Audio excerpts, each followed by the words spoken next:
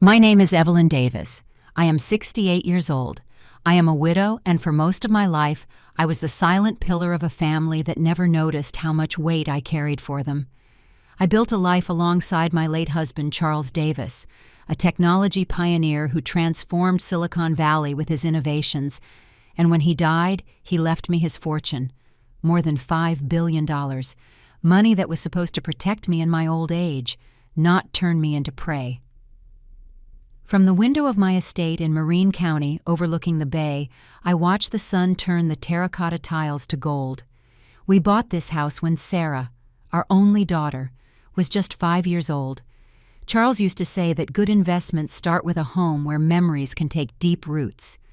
The century-old olive trees surrounding the property have witnessed birthdays, graduations, Sarah's wedding, and also Charles's funeral. That day, as the mahogany casket descended into the earth at the memorial park, I noticed something unsettling in my daughter's eyes. It was not just grief, it was calculation.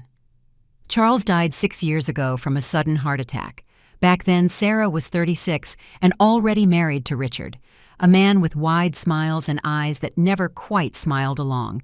Charles never fully trusted him, but I tried my best to see the good in the man my daughter had chosen. "Mom, are you taking your meds?" Sarah's voice interrupts my thoughts as she walks into the living room, without knocking as always. I turn to look at her. At 42, Sarah has inherited my dark hair. Now, with some premature gray strands, she dyes religiously, and Charles's dark eyes. But there is something in her expression I do not recognize, something that comes from neither of us. I do not need those pills, Sarah. Dr. Foster prescribed them for no reason. I am perfectly lucid. Sarah sighs with that rehearsed exasperation she has perfected over the last few years. That is strange, Mom, Doctor. Foster is one of the best neurologists in the state. If he says you need medication for your memory, you should listen to him. I do not mention that I sought a second opinion in secret, that Dr. Adams at Stanford Hospital assured me my mind is as sharp as ever. I do not mention it because I have learned to keep my cards close to my chest. Richard appears in the doorway in his impeccable suit and his Swiss watch that costs more than the car he drives. "Evelyn, you look great today," he says with that voice he uses for potential clients at his investment firm, a firm always on the verge of failure. "Have you thought about our proposal? That is what they call their plan to sell this house to simplify my life. Move me into a condo in the city that they would manage while they protect my assets. I'm still considering it," I reply, although we both know it is a polite lie. Charles built a tech empire from zero.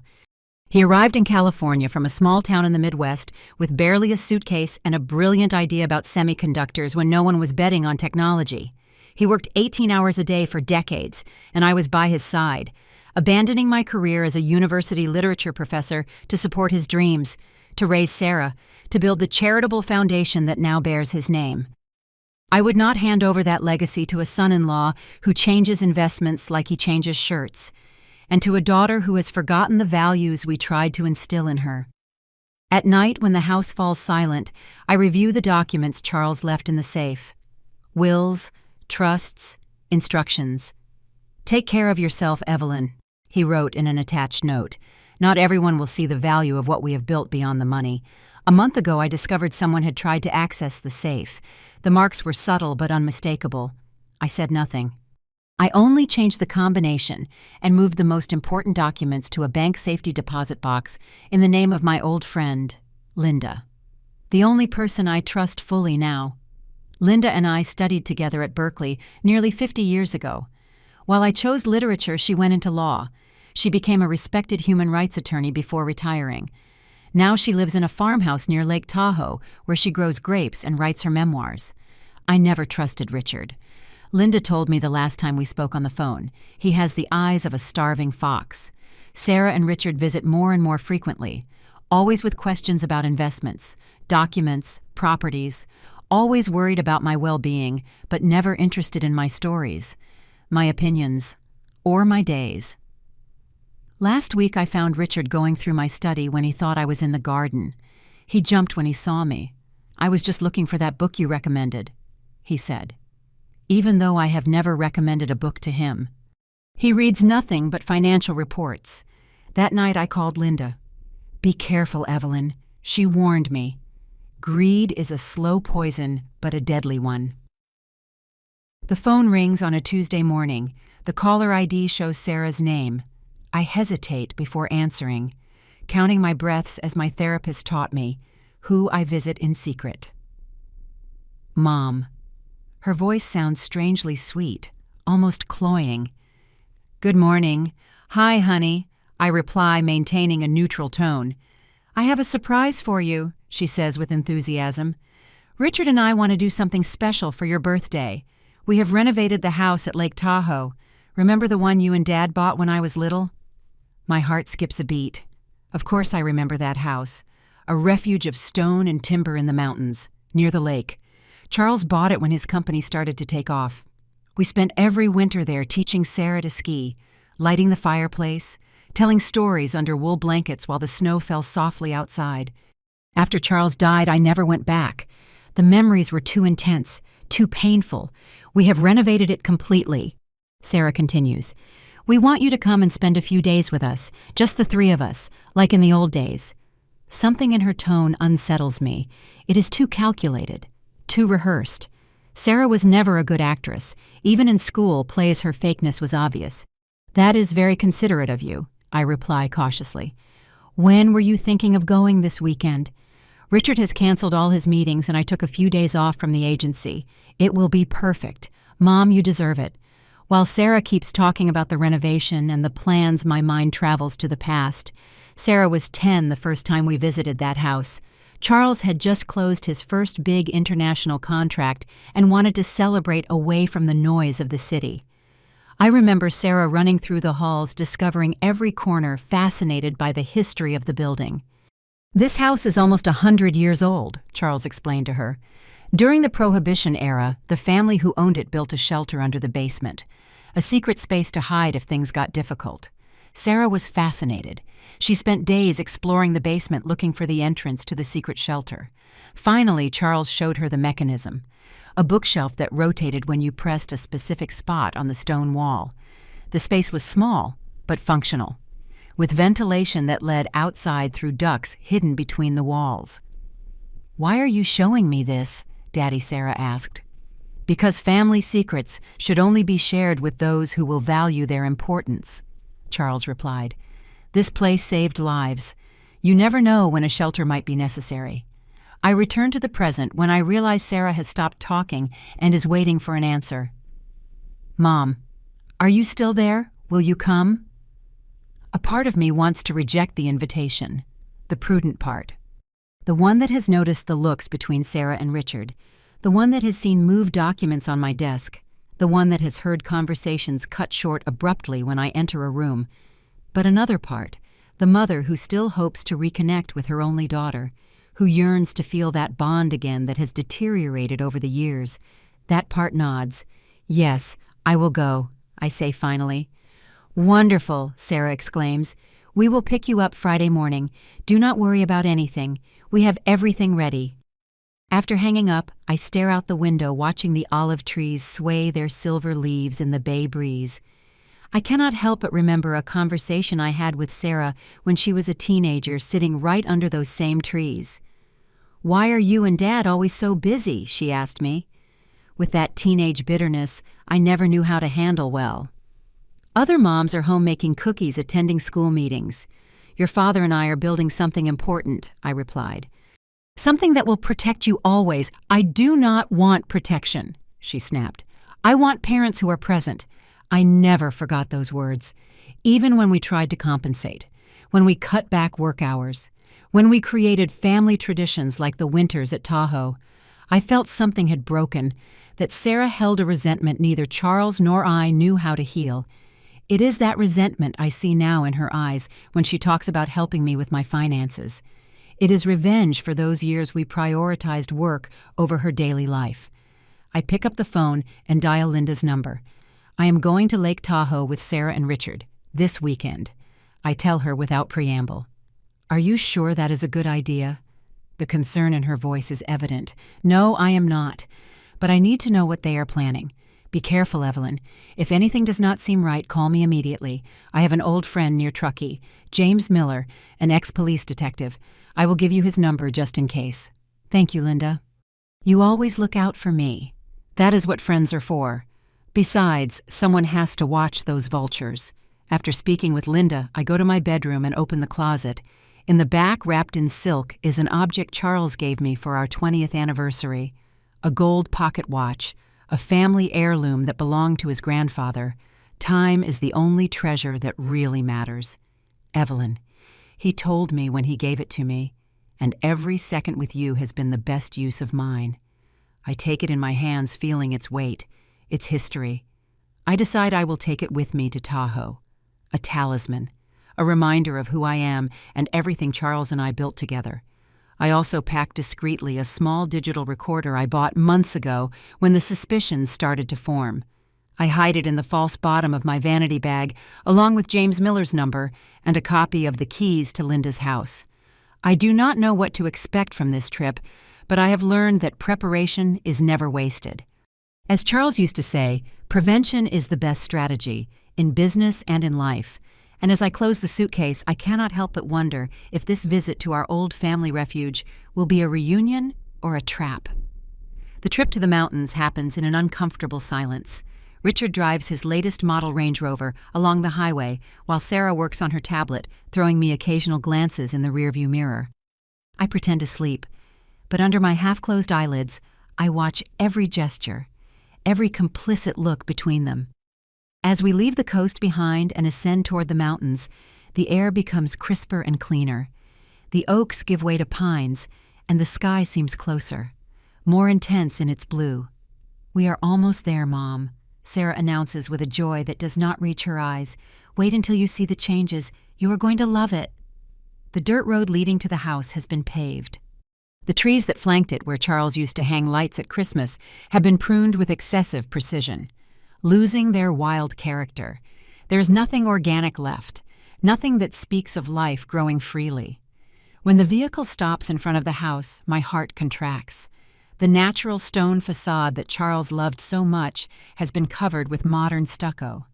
The wooden windows have been replaced by wide aluminum panes. Even the door, that sturdy hand-carved century-old door, has disappeared in favor of a minimalist structure of glass and metal. What do you think? Richard spreads his arms with pride. We have invested almost $300,000 in the renovation. Now it is truly a house worthy of the 21st century. I swallow hard, unable to express the loss I feel. It is not just a renovation. It is a systematic erasure of our memories. It is different. I manage to articulate while Richard takes my suitcase from the trunk. Sarah takes me by the arm with fake sweetness. Let us go inside. It is cold out here. The interior is even more baffling. Where there were once antique wooden floors, now shines a cold and impersonal marble. The rustic furniture Charles and I had carefully selected from antique shops all over the state has disappeared, replaced by angular and sterile designer pieces. The walls previously decorated with family photos and paintings by local artists now exhibit abstract art that says nothing. That tells no story. We threw away all that old furniture. Sarah comments while guiding me through the living room. It was full of dust and mites. It was not healthy, especially for someone your age. I stop in front of the fireplace, the only thing that seems to have survived the transformation, although now it is surrounded by a stainless steel structure that robs it of all its warmth. Where is your grandmother's blanket? I ask, referring to the handmade quilt that always rested on the sofa near the fireplace, the one she knitted when she was pregnant with your father. Sarah and Richard exchange a quick glance. Oh, that old thing, Sarah replies with disdain. It was frayed and stained. We donated it along with everything else. They donated it. A family heirloom with more than 70 years of history discarded as if it were trash. I feel something break inside me, but I keep my face impassive. This is not the moment for confrontations. Your room is upstairs, Sarah continues. We have adapted it to be more comfortable and safe. We even installed grab bars in the bathroom. She guides me upstairs to what used to be the master bedroom I shared with Charles. Opening the door, I barely recognize the space. The carved bed we bought on our trip to Europe has been replaced by a hospital-like structure with electric controls and side rails. The armoire where we kept our books has vanished. The lace curtains that filtered the morning sun have been replaced by automatic blinds. It is like being in a clinic, I murmur, unable to stop myself. It is the ultimate in comfort for seniors, Richard replies from the doorway. Safety first. Evelyn. I leave my suitcase on the bed and notice a brochure on the nightstand. I take it surreptitiously while Sarah shows me the new bathroom. The heading freezes my blood. Neuropsychological evaluation patient, Evelyn Davis. It is a medical report I do not recognize. Signed by Dr. Elena Foster. Detailing alleged episodes of confusion, memory loss, and disorientation that I have never experienced. I hide it quickly in my pocket when Sarah returns. Rest a little before dinner, she says. Richard has prepared something special. When they leave, I lock the door and examine the room methodically. I find a tiny camera installed in the corner of the ceiling, partially hidden by a lamp. Another in the bathroom above the mirror. I sit on the bed pretending to check my phone while my mind processes what is happening. It is not paranoia. They are building a case of mental incapacity against me, documenting every movement, every word, every gesture they can use to declare me incompetent. I turn on the bathroom faucet to mask any sound and take the small recorder out of my vanity bag. I activate it and hide it among my clothes inside the closet. Then, using the technique my therapist taught me, I breathe deeply 3 times to calm my racing heart. Think like Charles, I tell myself. Observe, analyze, plan. Do not react hastily. When I go down for dinner, I find Richard opening a bottle of red wine in the totally renovated kitchen. The aroma of roast lamb fills the air, reminding me of the meals Charles used to cook here.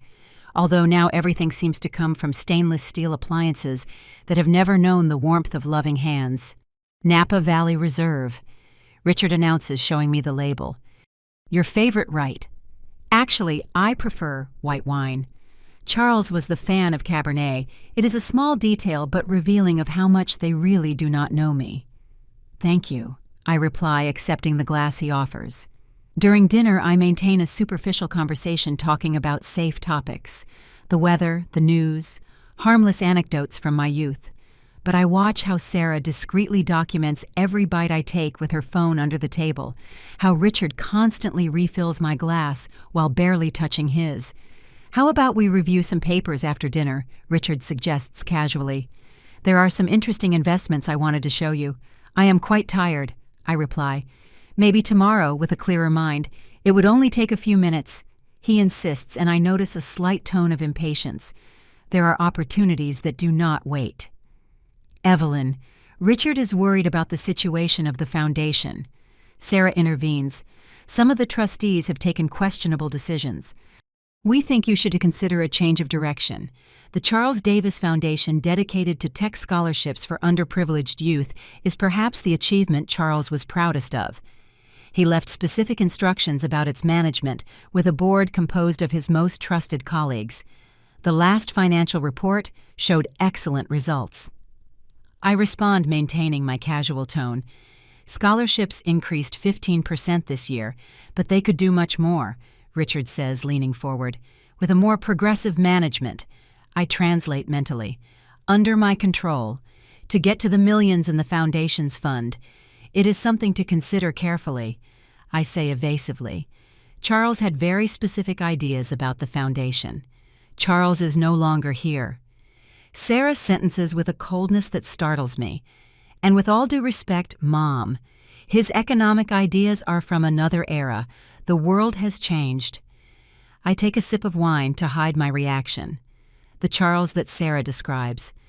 A man with outdated ideas is not the visionary who revolutionized the tech industry, who predicted the rise of artificial intelligence when others still doubted the internet. The conversation drifts toward safer topics, but the damage is done. The mask has fallen momentarily, revealing their true intentions. They do not want me here to celebrate my birthday. They want me here for something much more sinister, while Sarah serves dessert. a homemade flan that I know she bought at some bakery, although she claims to have made it herself. I notice I struggle to keep my eyes open. An unusual drowsiness invades me, considering I have barely drunk half a glass of wine. "Are you okay, Mom?" Sarah asks with theatrical concern. "You look pale.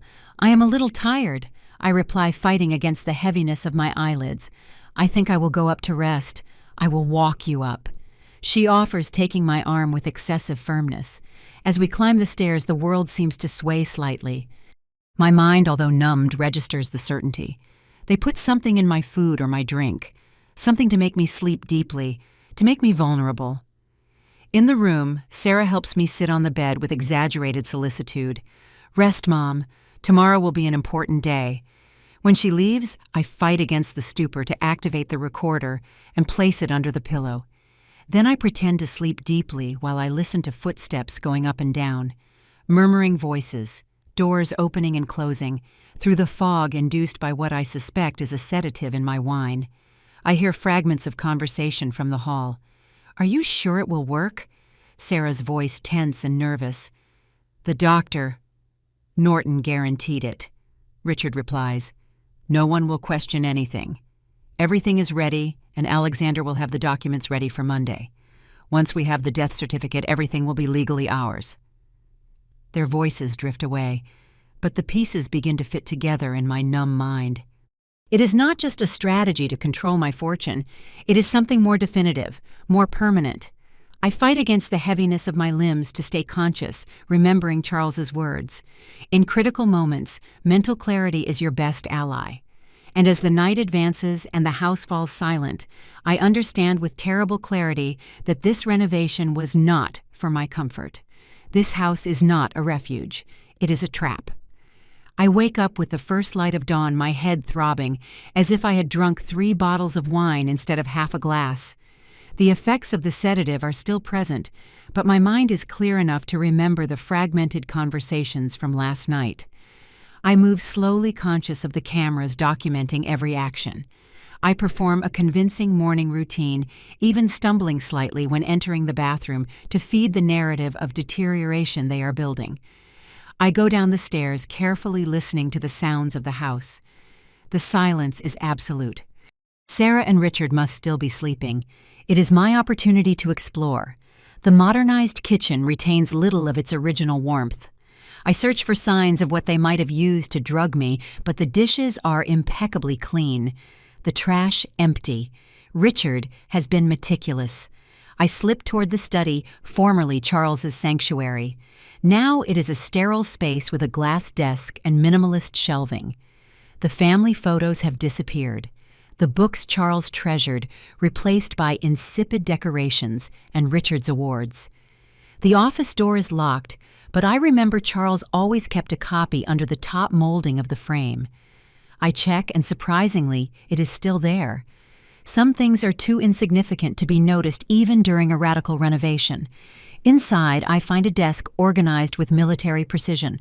On the computer screen, a screensaver shows photos of Sarah and Richard on various luxury trips, yachts in the Mediterranean, skiing in the Alps, dinners at Michelin star restaurants. A life of opulence built with Charles's money, but without a single photo of him or me. I open the drawers stealthily. The first contains ordinary office supplies. The second is empty. The third is locked. Using a hairpin from my hair, a trick I learned from a mystery novel, I managed to open it after several attempts. Inside, I find a folder labeled Project Phoenix. I open it with trembling fingers, and what I read freezes my blood. It is a detailed plan almost clinical to declare me mentally incompetent. It includes falsified medical reports from Dr. Foster describing severe cognitive deterioration, prepared testimonies from concerned friends I have never met, even manipulated photographs showing me in states of confusion. But the most disturbing thing is the timeline. According to the document, my fatal accident is scheduled for tomorrow night. Accidental fire caused by patient with dementia who forgot to turn off the stove. Leaves carbonized remains difficult to identify. Witnesses, Sarah daughter and Richard son-in-law, who tried to rescue her without success. My heart beats so fast I fear it can be heard throughout the house. It is not paranoia. It is not confusion. It is a meticulously crafted murder plan. I continue reviewing the folder and find similar documents about other cases. A 72-year-old widow in San Francisco who accidentally drowned in her pool after signing everything to her nephew. A retired businessman who suffered a tragic accident at his country house, leaving his fortune to a son who had not spoken to him in years. All the cases have connections to the New Horizons Institution run by Dr. Victor Norton, a name Richard mentioned last night. All involve greedy relatives, falsified medical documents, and convenient deaths. I take photos of every page with my phone, making sure to capture every detail. Then I return the folder exactly as I found it and close the drawer. Leaving the office, I hear voices approaching. Sarah and Richard are awake. Quickly, I head to the living room, pretending to examine the new furniture when they enter. "Good morning."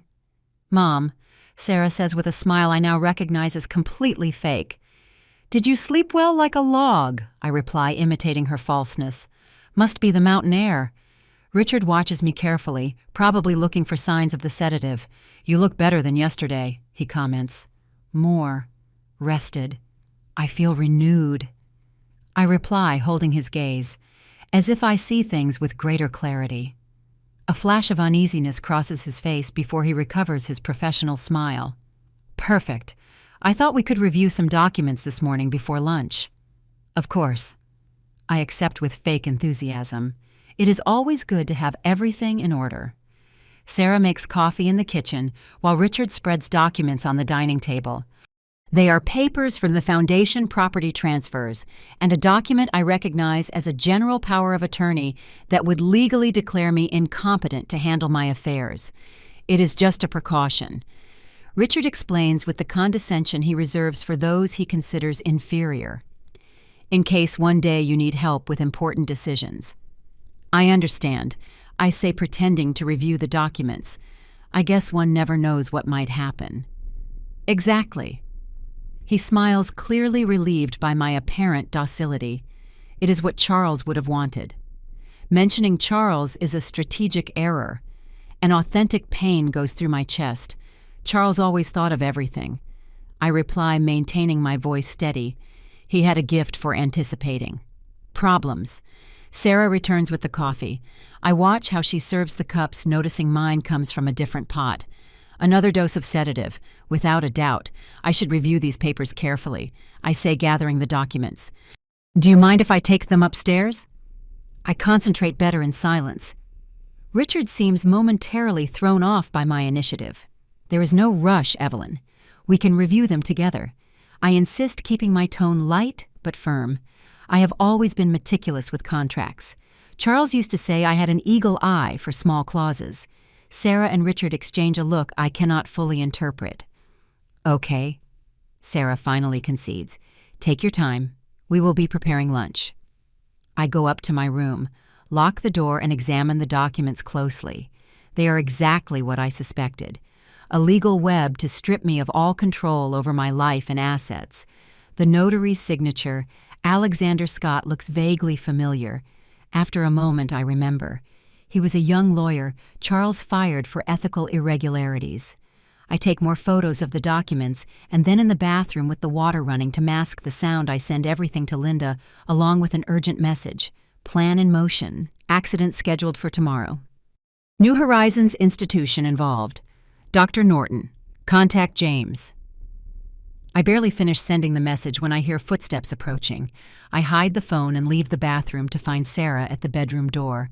Lunch is almost ready. She announces, "Richard has prepared his specialty wild mushroom risotto." "Sounds delicious." I reply, "I will be down in a moment." When she leaves, I check the documents one last time before going down. I am not going to sign anything, of course, but I need to buy time. I need a strategy to survive until I can escape this deadly trap. During lunch, I maintain a trivial conversation while ingeniously avoiding eating or drinking anything. I pretend to bring the spoon to my mouth, but drop small amounts of food into my napkin. When Richard is not looking, I empty part of my wine into a nearby plant. These documents are quite complex. I comment after dessert, which I have also avoided consuming. I think I need to consult with my financial advisor before signing. Richard's face tenses visibly.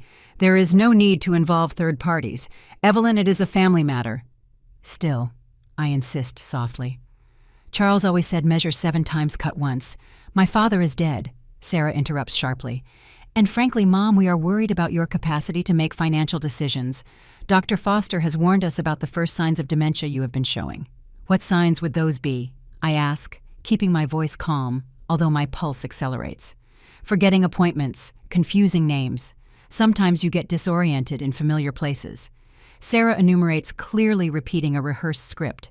Last week, the housekeeper found you in the garden at midnight, in pajamas, talking to yourself. It is an absolute lie. My housekeeper Lucy has been working with me for 15 years and is completely loyal. She would never say such a thing because it never happened. I do not remember that. I say pretending confusion to play along.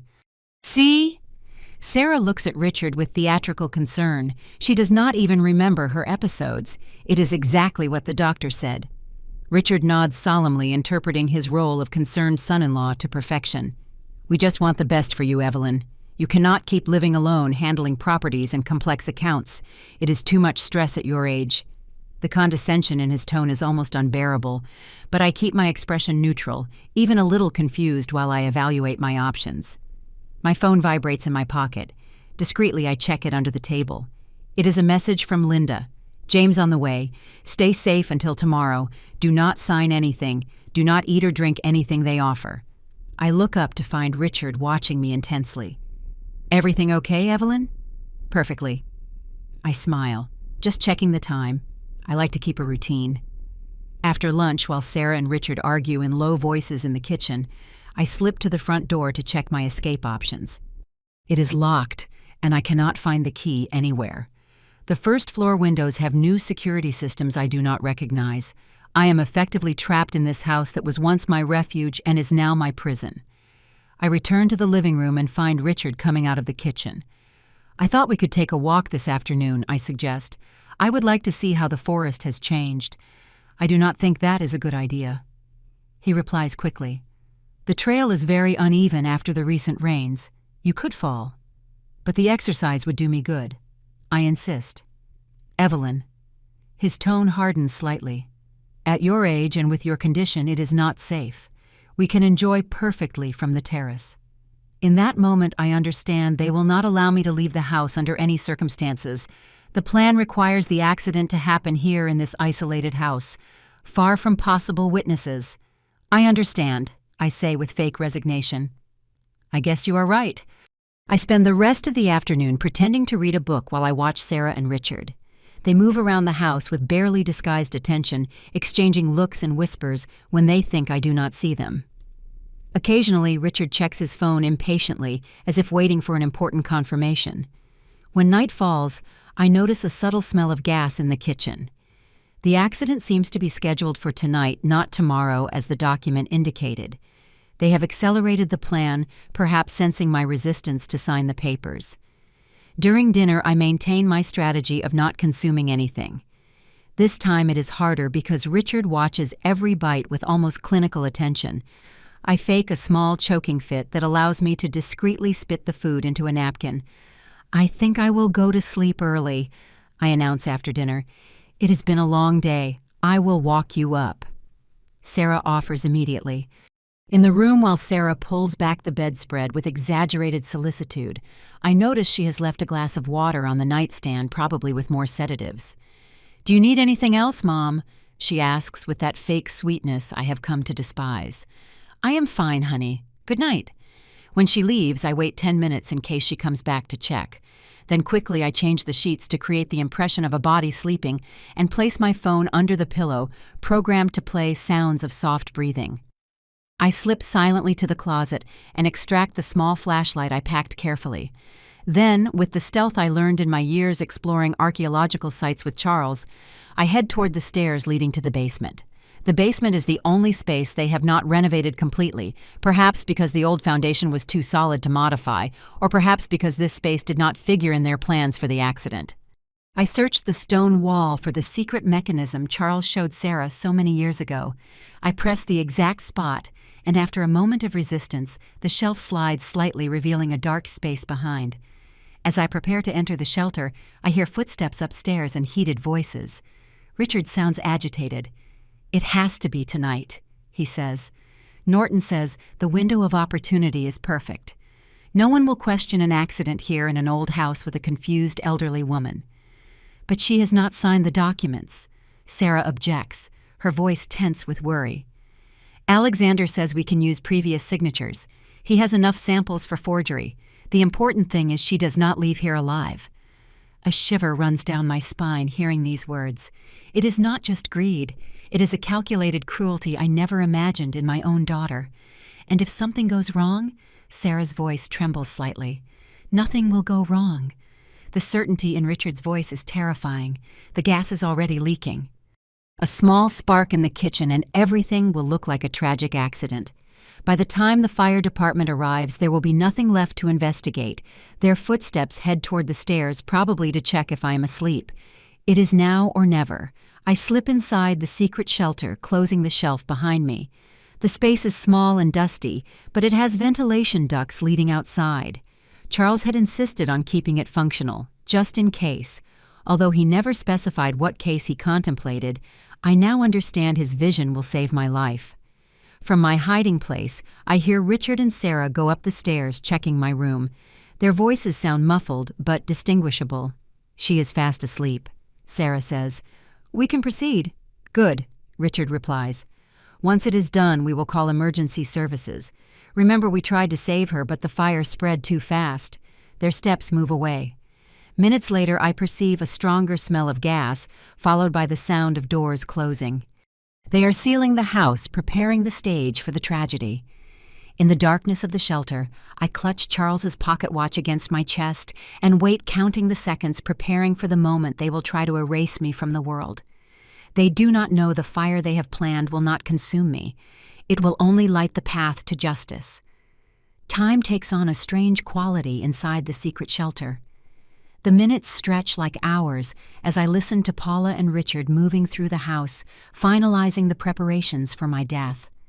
The smell of gas intensifies, seeping even through the walls of the hideout. My breathing becomes shallow to avoid inhaling too much. The flashlight remains off. I cannot risk the light leaking through some invisible crack. The sounds upstairs change.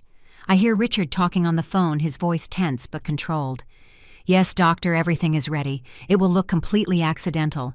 No, there will be no evidence left." "Yes, the documents are ready for Monday. I understand. Your commission will be transferred as agreed. Every word confirms what I already suspected. This is not a plan improvised by my daughter and her husband. It is part of something bigger, an organized system to eliminate wealthy seniors and redistribute their fortunes." I hear footsteps approaching the basement. I remain completely motionless, controlling even my breath. The basement door opens, and Richard's voice floats down from above. "Check the main gas valve. I want it to look like she tried to turn on the old heater and caused a leak." Sarah's footsteps come down the stairs. She stops so close to my hiding place I can hear her breathing. For a terrible moment, I fear she remembers the secret shelter, that she decides to check if I'm hiding here, but she heads directly toward the old boiler in the opposite corner. I hear the metallic sound of tools, probably manipulating the gas connections. "Ready," she says finally. The main valve is loose enough. Any investigator will conclude she tried to light it and cause the leak." Her footsteps return toward the stairs but stop abruptly in front of the shelf hiding my shelter. My heart stops. "Do you remember this place?" Richard's voice from above.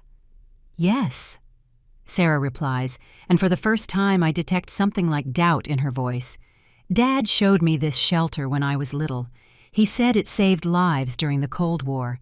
Is there any chance your mother remembers it?" A silence. "No," Sarah says finally. "She barely remembers what she ate yesterday. She will not remember a hiding place we have not mentioned in years. The irony is almost painful. The only reason I am alive is because I remember perfectly this shelter my own daughter believes I have forgotten." Sarah goes up the stairs and closes the basement door. I hear their voices discussing the last details. "How long will it take?" Sarah asks. 20 minutes for the gas to reach optimal levels. Then, the programmed spark in the kitchen. The fire will spread quickly through the house. By the time we arrive with the fire department, there will be nothing recognizable left. And if she survives somehow, the doubt in Sarah's voice is evident. Impossible. Richard's assurance is chilling. The gas concentration will be lethal even before the fire. And if by some miracle she survives the doctor, Foster will testify about her advanced dementia. No one will believe her version. I hear the sound of the front door opening and closing. They are gone, leaving me to die in a house turned into a time bomb. I act quickly. The shelter has a ventilation duct that, as I remember from Charles's explanations, leads outside. It is partially blocked by years of disuse, but with determination, I manage to clear it enough to get fresh air. Through a small crack in the wall, I watch as the basement begins to fill with smoke. The fire has started. I hear the crackle of wood upstairs, the collapse of structures, the growing roar of the flames. The heat intensifies even inside the shelter. Drops of sweat slide down my face as I calculate my options. The shelter will protect me from the initial fire, but eventually the smoke could filter in lethal quantities, or the heat could become unbearable. I remember Charles mentioned the shelter had a secondary exit, a trap door leading to a short tunnel to the outside. I search for it desperately in the dark, feeling every inch of the floor until my fingers find a metal ring. I pull with all my strength, and a trapdoor opens, revealing a narrow passage. Without hesitating, I crawl inside on hands and knees.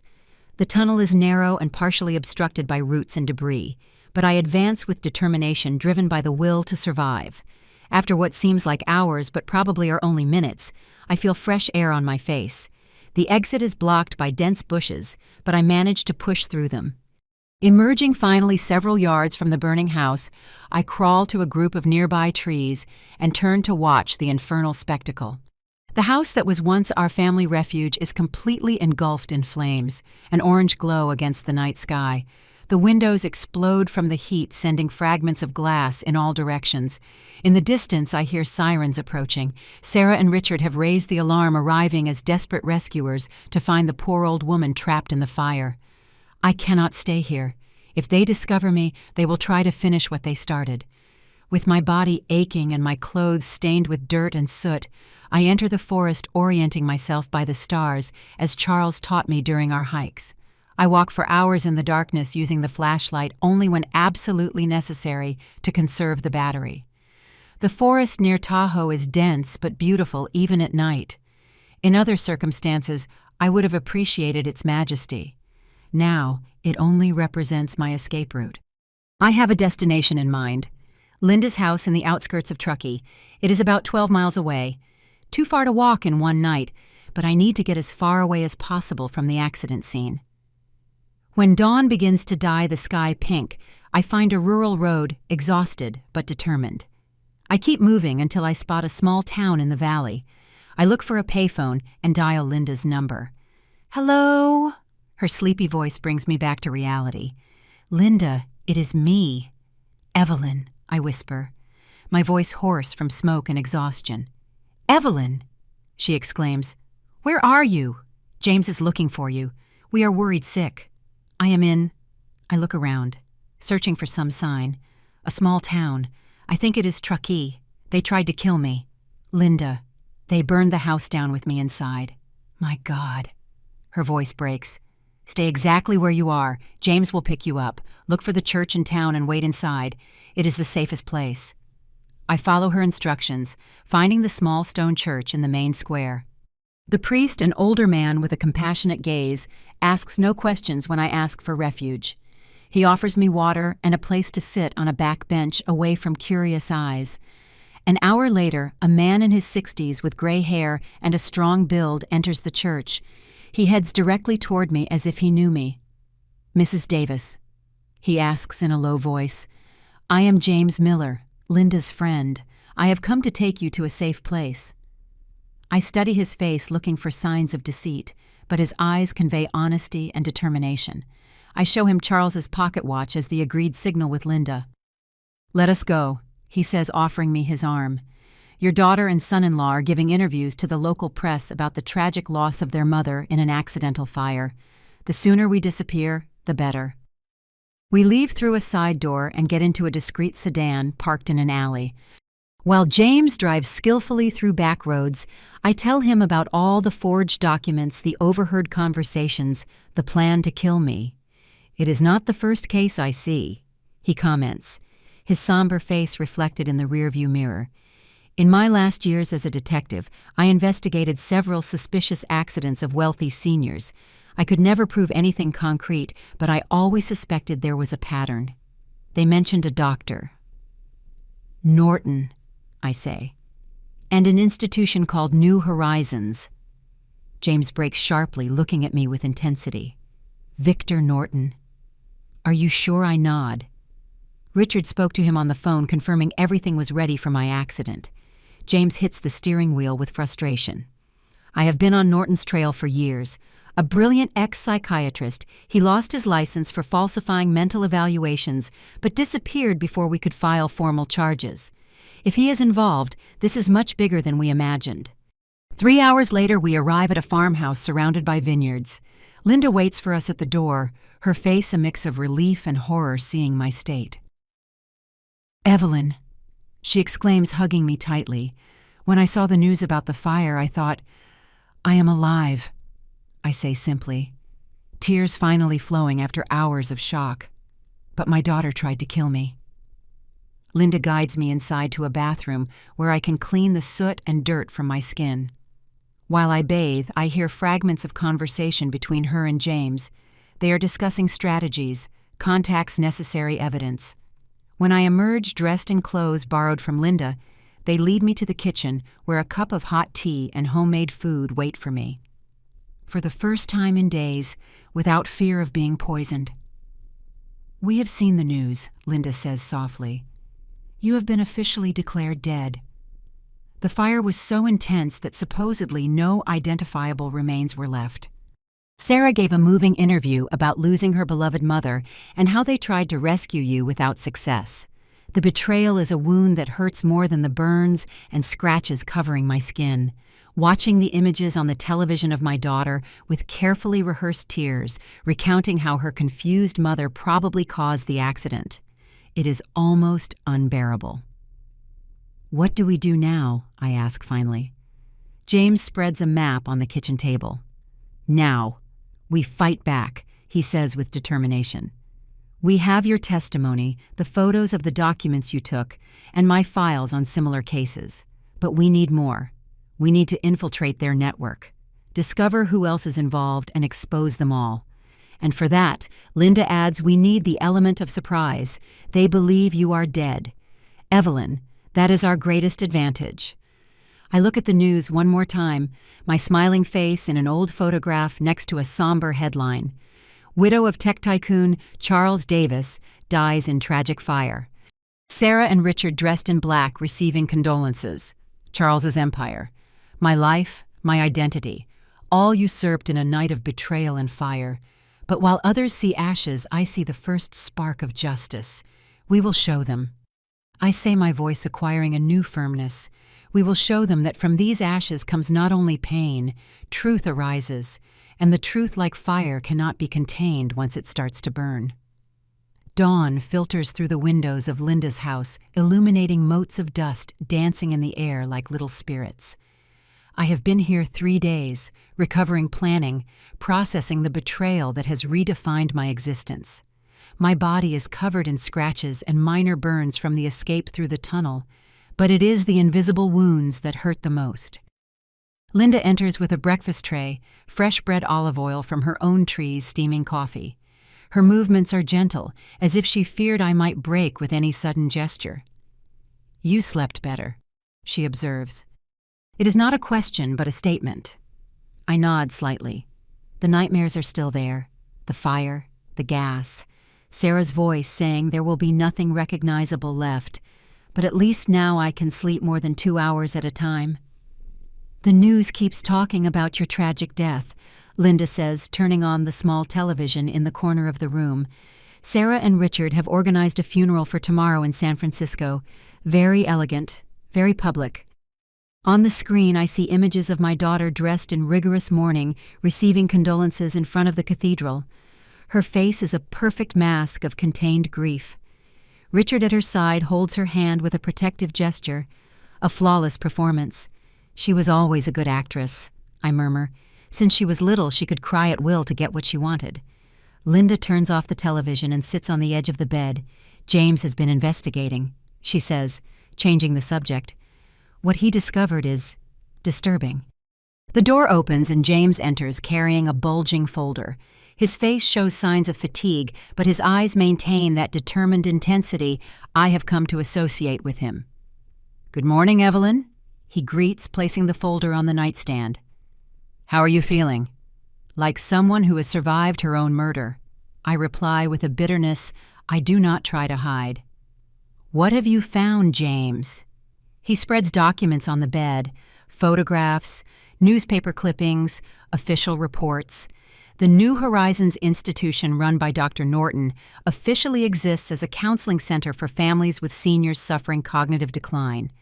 He explains, "Its motto is, compassionate solutions for the care of our elders, but underneath that facade." He points to several photographs, men and women elegantly dressed, leaving a modern building in the city. I have identified at least 7 cases in the last 3 years that follow the same pattern.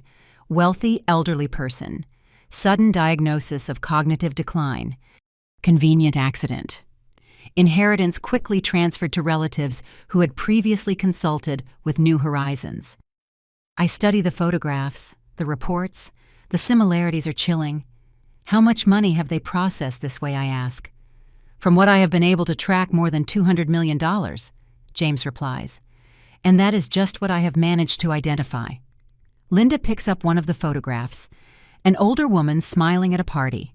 Mary Vance, 74 years old, widow of a prominent developer, fortune estimated at $45 million. She drowned in her pool after her nephew obtained power of attorney over her assets. The nephew had visited New Horizons 3 times in the previous month. James points to another photograph. A distinguished-looking man, Anthony Freeman, 77 years old, former president of a winery in Napa.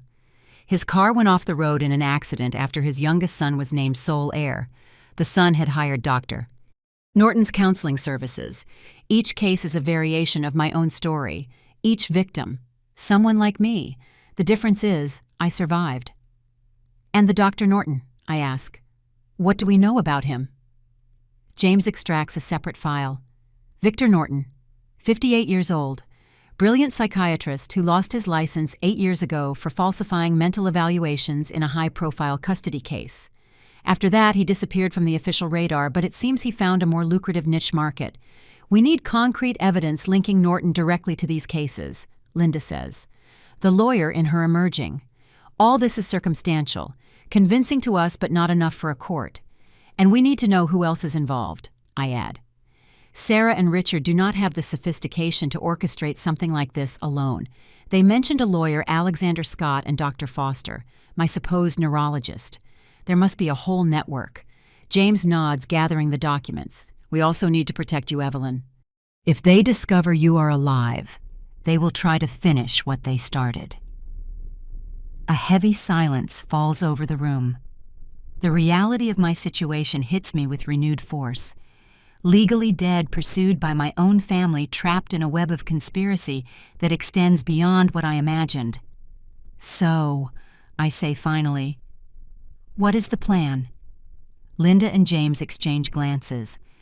"First, we need to establish a safe base for you," Linda replies. "You cannot stay here indefinitely. It is the first place they will investigate if they start to suspect. I have a friend, Manuel Ortiz, an ex-police colleague," James adds. "He has a house on the outskirts of Sacramento that he does not use except in summer. It is discreet, safe, and most importantly, has no connection to me that they can trace easily." "Meanwhile," Linda continues, "we will start gathering evidence. The photos you took of the documents are a good start, but we need more. Correspondence between Sarah, Richard, and Norton. Bank records showing payments. Anything that establishes an undeniable connection." I nod slowly, processing the plan. It makes sense, but something is missing. "All that will take time," I say. And in the meantime, Sarah and Richard will be liquidating my assets, dismantling Charles's foundation, effectively erasing my life and his legacy. I get up from the bed, ignoring the pain in my muscles, and walk to the window. Linda's vines extend in orderly rows as far as the eye can see, each vine a testimony of patience and resilience. We need something to make them doubt. I say, watching my ghostly reflection in the glass. Something to make them wonder if I am really dead.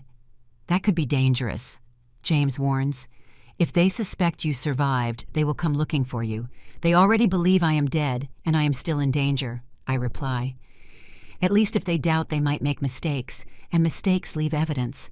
I turn to face them, an idea forming in my mind. What would happen if they received a sign? Something only I could send. Something that made them wonder if their perfect plan was not so perfect after all. Linda frowns, worried. Evelyn, I understand your frustration, but provoking them could be extremely risky. Life is risk, Linda, I respond. Charles always said in business, sometimes you have to bet big to win big. This is no different. James studies me carefully, his expression changing gradually from concern to consideration. It could work, he says finally, a small reminder, something subtle but unmistakable. It could destabilize them, make them make mistakes. Exactly. I nod, and while they wonder if their dead mother has returned to haunt them, we continue gathering evidence. Linda sighs, recognizing we are determined. If we are going to do this, it must be calculated. Nothing they can trace to here, nothing that reveals too much. I smile for the first time in days. I have exactly what we need. 2 hours later, we are sitting around Linda's kitchen table. In front of us is a sheet of special paper, the type Charles and I used to buy at a small artisan stationery shop in San Francisco. Handmade paper with a subtle lavender scent, an extravagance that became our signature for important notes. With a fountain pen Linda kept from her days as a lawyer, I write carefully, using my most distinctive handwriting, the one Sarah used to admire as a child. I did not forget the way home, Sarah. Simple, enigmatic, but unmistakably mine. I add a slight smudge of ash in the corner, using remains from the fire James collected discreetly from the burned property. Perfect, James says, examining the note. We will mail it from a town far away to distance any suspicion from here. Let us add this. Linda suggests taking out an old postcard of Lake Tahoe showing the house before the renovation. On the back, I write with the same handwriting. Remind me where it all started. Do you think it will work? Linda asks, as we seal the envelope. Sarah was always superstitious. I reply, as a child, she was convinced our house in the city was inhabited by her grandfather's spirit. If there is one thing that will destabilize her, it is the idea that her mother might be watching her from beyond the grave. James takes the sealed envelope. I will send it tomorrow, he says. Meanwhile, we will prepare your move to the safe house. It is not safe for you to remain here much longer. That night, while Linda and James finalize the logistical details, I sit on the back porch contemplating the stars. The sky here is different from the city, clearer, more honest in its vastness. I take out Charles's pocket watch and open it, running my thumb over the inscription inside. Time reveals all truths, with eternal love. Evelyn, I miss you. Charles, I whisper to the night air. I never imagined our daughter could do something like this. Where did we go wrong? The watch ticks softly in my hand, as if Charles were answering in his own way, a reminder that time keeps moving forward, inexorable, revealing truths even when we prefer not to see them. I close my eyes, and for the first time since the fire, I allow the tears to flow freely. I cry for the little girl Sarah once was, for the mother I tried to be, for the future we imagined together, and that is now so irrevocably altered. But when the tears dry, I feel something new emerging from the sadness, a steely resolution. I will not only survive this, I will expose the truth, for Charles, for me, and for all the other victims who did not have the chance to rise from their ashes. Early the next day, we leave for the Central Valley. James's friend Manuel welcomes us to a discreet farmhouse surrounded by old oak trees and vineyards. The property is isolated several miles from the nearest town with a breathtaking view of the foothills. No one will bother you here, Manuel assures us. A man in his 60s with the weathered skin of someone who has spent a life outdoors. The house has all the basics, and I will come to check on you every couple of days. Thank you for taking the risk, I tell him, conscious of the potential danger my presence represents. Manuel makes a dismissive gesture with his hand. James got me out of more than one tight spot when we worked together. Besides, he adds with a crooked smile, I have always enjoyed annoying rich folks who think they are above the law. We settle in quickly. The house is simple but comfortable with thick walls that keep the interior cool even in the valley heat. There are books, a radio, the essentials for a stay that could be prolonged. I will be back in 3 days, James says as he prepares to leave. By then, our little surprise will have arrived in San Francisco. Be careful, I warn him. Richard has contacts. If he starts to suspect, it could be dangerous. James nods, his expression grave. I am not easy to track, he replies, and I have my own contacts. Do not worry about me. Focus on recovering and helping us build the case. After James and Linda leave, I stay alone with my thoughts and the vastness of the landscape. The house is situated on a hill, offering panoramic views of fields stretching to the horizon. In the distance, the mountains are silhouetted against the sky, imposing and eternal. The following days, I establish a routine. In the mornings, I meticulously review the documents James left looking for patterns, connections, anything that can strengthen our case. In the afternoons, I walk among the trees, rebuilding my physical strength while my mind processes strategies. Manuel turns out to be unexpectedly pleasant company during his visits. Ex-cop turned farmer. He has a practical wisdom and dry humor I find comforting. My wife died 10 years ago, he tells me during one of his visits while we share a simple lunch. Cancer. Sometimes I think it was more honest than what they did to you. At least we got to say goodbye. I nod, understanding his point. Betrayal has many faces. I reply, my daughter's is just one of them. Do you hate her? He asks directly, his eyes evaluating me without judgment. The question stops me. Do I hate Sarah? The emotion I feel is so complex that no word seems adequate. I cannot completely hate someone I gave birth to, someone I held in my arms during feverish nights, someone I taught to read and ride a bike, I say finally. But I cannot forgive what she has done either. It is complicated. Manuel nods, satisfied with the honesty of my answer. Life is rarely black and white, he says, especially when it comes to family. On the third day, we receive James's call. His voice sounds tense, excited. The letter arrived. He announces without preamble. And the effect was even better than we expected. I have a contact at the security company that protects Sarah and Richard's house. They have installed additional cameras, they have hired extra guards, they are completely paranoid. How do you know it was because of the letter, I ask? Because Richard called Dr. Norton 5 times the same day they received it. He replies, my contact at the phone company confirmed the calls, and that is not all. He pauses dramatically. What else, I press? They have accelerated all their plans. They are liquidating properties at a frenetic pace, transferring assets to offshore accounts. They have scheduled an urgent meeting of the foundation board for tomorrow. They are panicking Evelyn. And people in a panic make mistakes. I feel a mix of satisfaction and alarm. If they are accelerating their plans, we must do the same. I say, what is next? Linda is working on the legal angle, James explains. She has contacts in the FBI Economic Crimes Unit who might be interested in the case if we present enough evidence. I am going to follow Richard when he visits Norton tomorrow. With luck, I will get concrete documentation of their collaboration.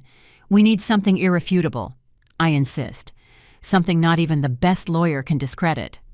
I know, James replies, and I think I know where to find it. But it is risky. What are you thinking, Norton's office, he says.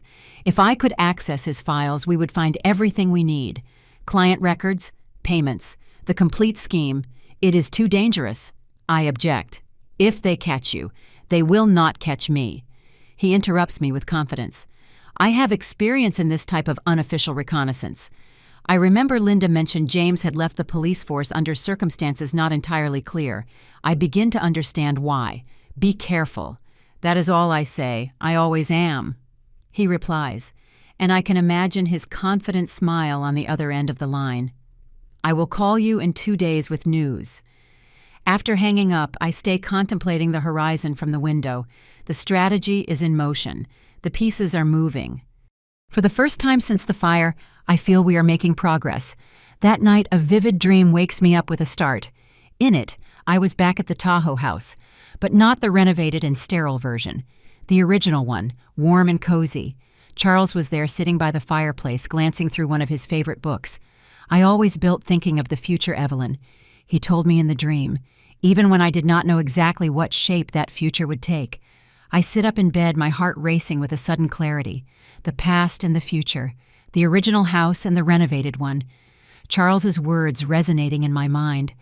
I turn on the lamp and search through the documents James left.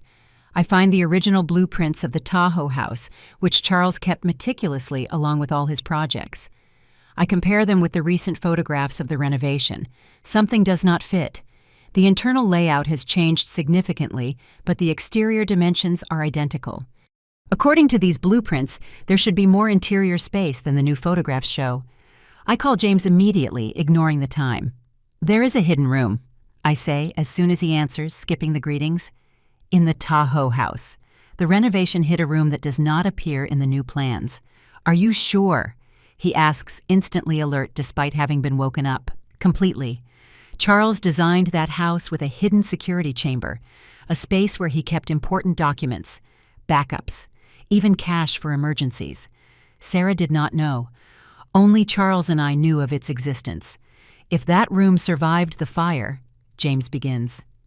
Exactly. I complete his thought. It could contain exactly the evidence we need. Charles kept copies of everything. Contracts, correspondence, financial records, and most importantly, he installed a security recording system that we activated every time we left the house empty, which means it could have recorded Sarah and Richard planning the fire. James concludes, the excitement evident in his voice. If the system kept working after the renovation, and if the room was not destroyed by the fire, I stop almost fearing to feed false hopes. I have to go there. James decides. The fire department has not released the property yet. It is still cordoned off as an investigation scene. That is good. It means Sarah and Richard have not been able to return either. It is dangerous. I warn. The place will not be structurally safe after the fire. I have been in worse places. He replies with a confidence I find both worrying and comforting. If that evidence exists, I will find it. 2 days later, Manuel informs me that James has called and wants to meet us at a neutral place, a small diner in a town halfway between the valley and the coast. We arrive before dawn.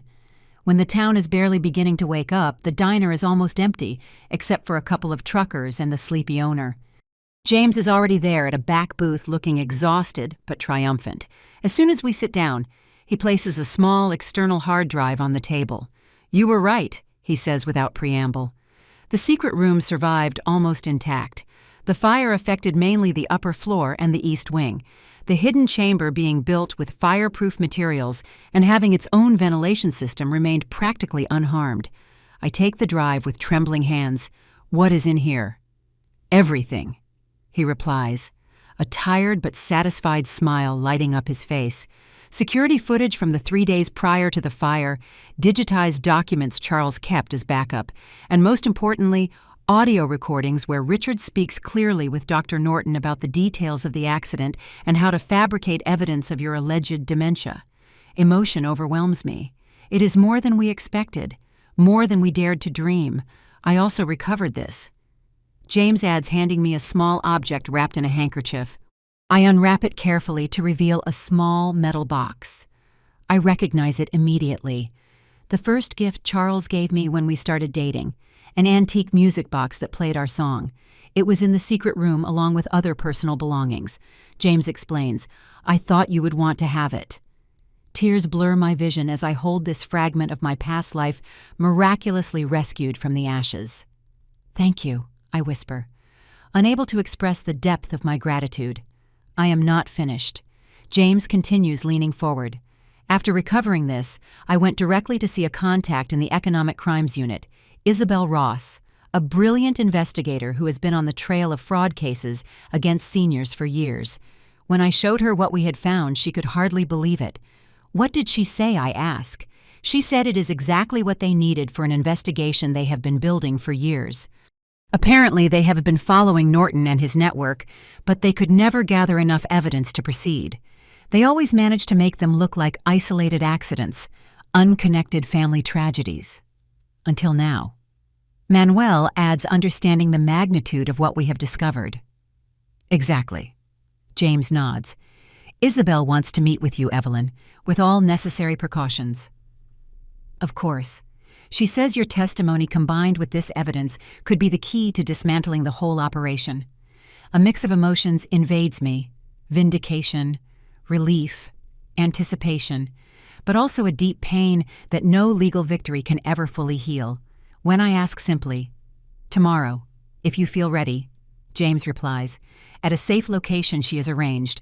Only those directly involved will know you are alive. For now. I nod, feeling the weight of the decision. I am ready.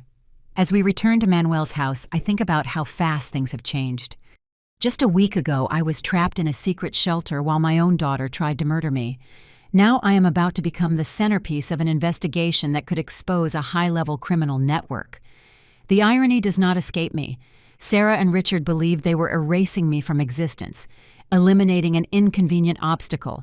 Instead, they have transformed me into something much more powerful. A witness. A survivor. The voice of all the victims who could not escape the flames. Isabel Ross's office is located in a nondescript building on the outskirts of Sacramento, without external identification revealing its purpose. It could be a medical office or a low-profile law firm. This discretion, James explains as we approach, is deliberate. The Complex Crimes Unit often operates under the radar, especially when investigating powerful and influential people. Isabel is totally trustworthy, James assures while we wait in an austere meeting room. She has dedicated her career to pursuing those who prey on the vulnerable, and she has the tenacity of a bulldog when she finds a case she cares about. The door opens, and a woman in her 40s enters with dark hair pulled back in a severe bun and eyes that seem to evaluate and catalog everything they see. She wears a dark gray suit with no ornaments or jewelry except a small pin on her lapel I recognize as the federal emblem. Mrs. Davis. She greets me with a formal nod. It is a privilege to meet you, although the circumstances are so extraordinary. Her handshake is firm, professional, but I detect genuine compassion in her gaze. I appreciate you receiving us with such discretion. I reply. Discretion is fundamental right now, Isabel says, taking a seat in front of us. According to all official records, you are dead. That is a tactical advantage we must not waste. I nod, understanding perfectly. My apparent death is both a protection and a strategic tool. Isabel opens a meticulously organized folder. I have reviewed all the material James provided. She begins. It is extraordinary. Not only does it document the assassination attempt against you, but it provides concrete connections to other cases we have been investigating. How many cases are there, I ask? Isabel exchanges a look with James before answering. We have identified at least 22 suspicious deaths in the last 5 years that follow the same operational pattern. Wealthy seniors, sudden diagnoses of cognitive decline, convenient accidents, rapid asset transfers, and in 16 of those cases, we have found connections to Dr. Norton's New Horizons institution. The magnitude of the operation leaves me breathless. How have they been able to operate so long without being discovered connections? Isabel responds bitterly. Norton has powerful friends, ex-patients in positions of authority, grateful beneficiaries who now occupy positions in the judiciary, in politics, in the media. Furthermore, his method is meticulous. Each case, viewed individually, looks like a plausible family tragedy.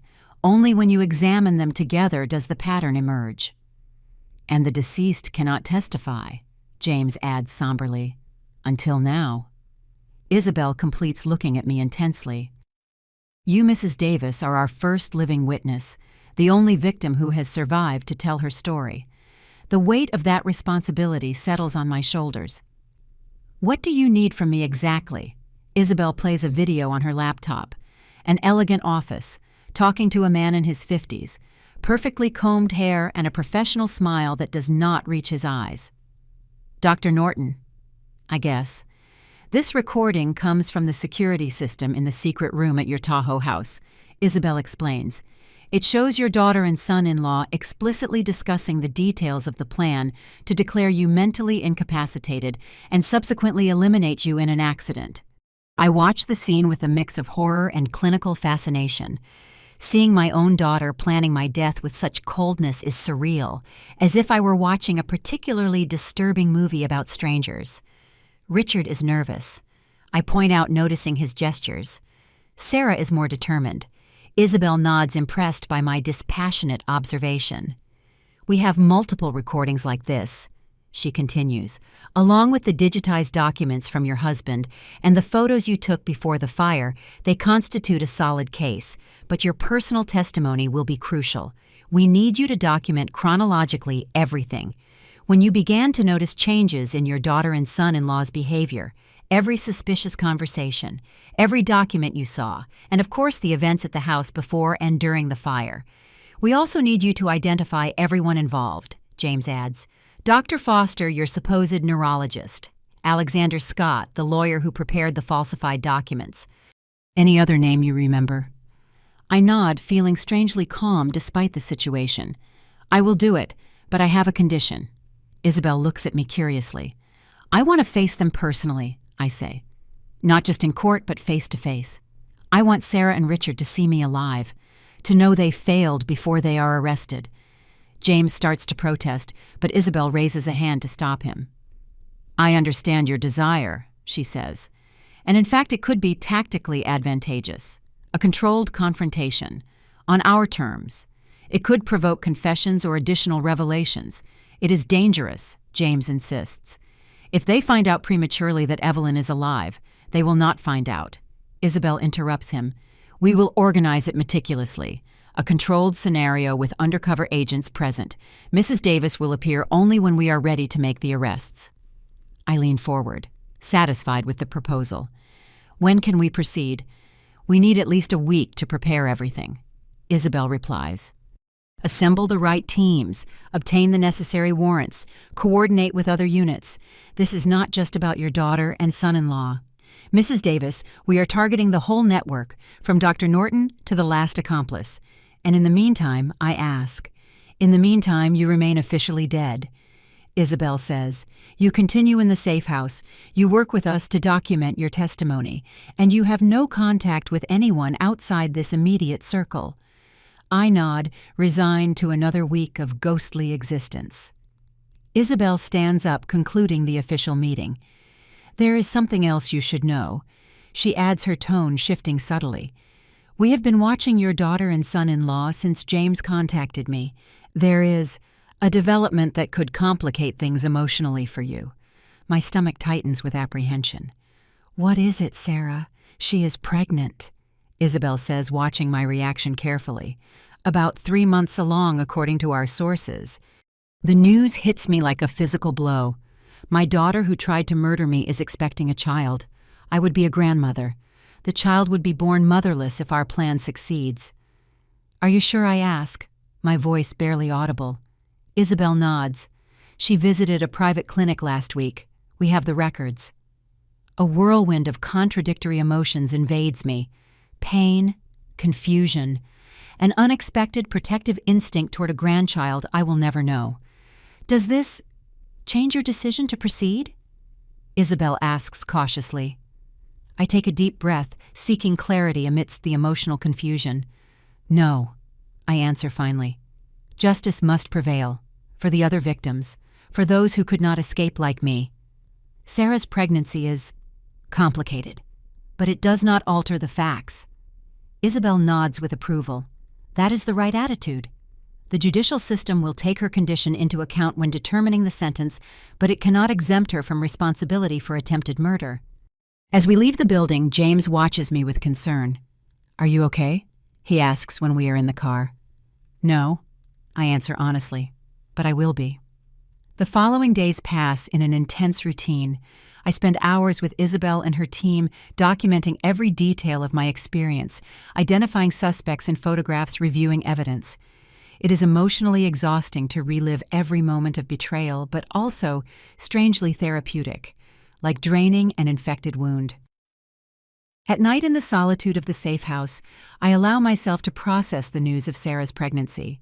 She knew she was pregnant when she planned my death. Was that part of her motivation to secure the inheritance for her unborn child, or is it simply a cruel coincidence? On the 5th day of our meeting with Isabel, James arrives with urgent news. They have accelerated their plans. He announces, barely containing his agitation. Richard has scheduled an emergency meeting of the foundation board for tomorrow. According to our sources, they plan to vote to dissolve the Charles Davis Foundation and transfer all its assets to a new entity they will control completely. They cannot do that. I protest. The foundation's bylaws have specific protections against that type of action. Enough board members can be bribed or intimidated, James replies. And according to our intelligence, that is exactly what they have done. They have the majority vote secured. We must stop them. I say, feeling that Charles's most precious legacy is about to disappear. The foundation represents everything Charles valued: education, opportunities for underprivileged youth, responsible innovation. Isabel agrees, James assures. She has advanced the operation to tomorrow, coinciding with the board meeting.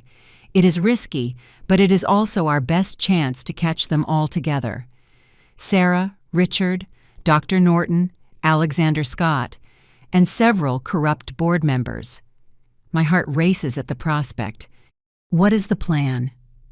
The meeting is scheduled for 11 in the morning at the foundation headquarters in San Francisco, James explains.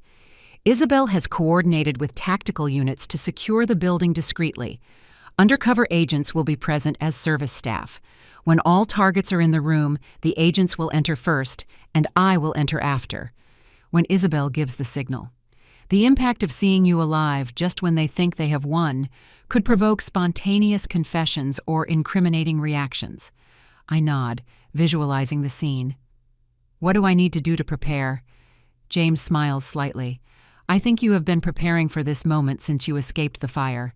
That night, while I pack the few belongings I have accumulated during my time as a ghost, I reflect on the journey I have undertaken, from victim to survivor, from prey to hunter. I take Charles's pocket watch, appreciating its comforting weight in my hand. Tomorrow the circle closes. Tomorrow the ashes of my previous life will give way to something new, something I cannot yet fully visualize. Wish me luck, Charles, I whisper, kissing the watch before putting it in my pocket. I do not know what awaits me after tomorrow. I do not know if I will be able to rebuild any kind of life after such betrayal. But I know one thing with certainty: the truth. Like fire, it cannot be contained once it starts to burn, and tomorrow everyone will feel its heat. The morning of the confrontation dawned with a clear sky over the bay, as if nature itself wanted to ensure nothing hindered the day of truth.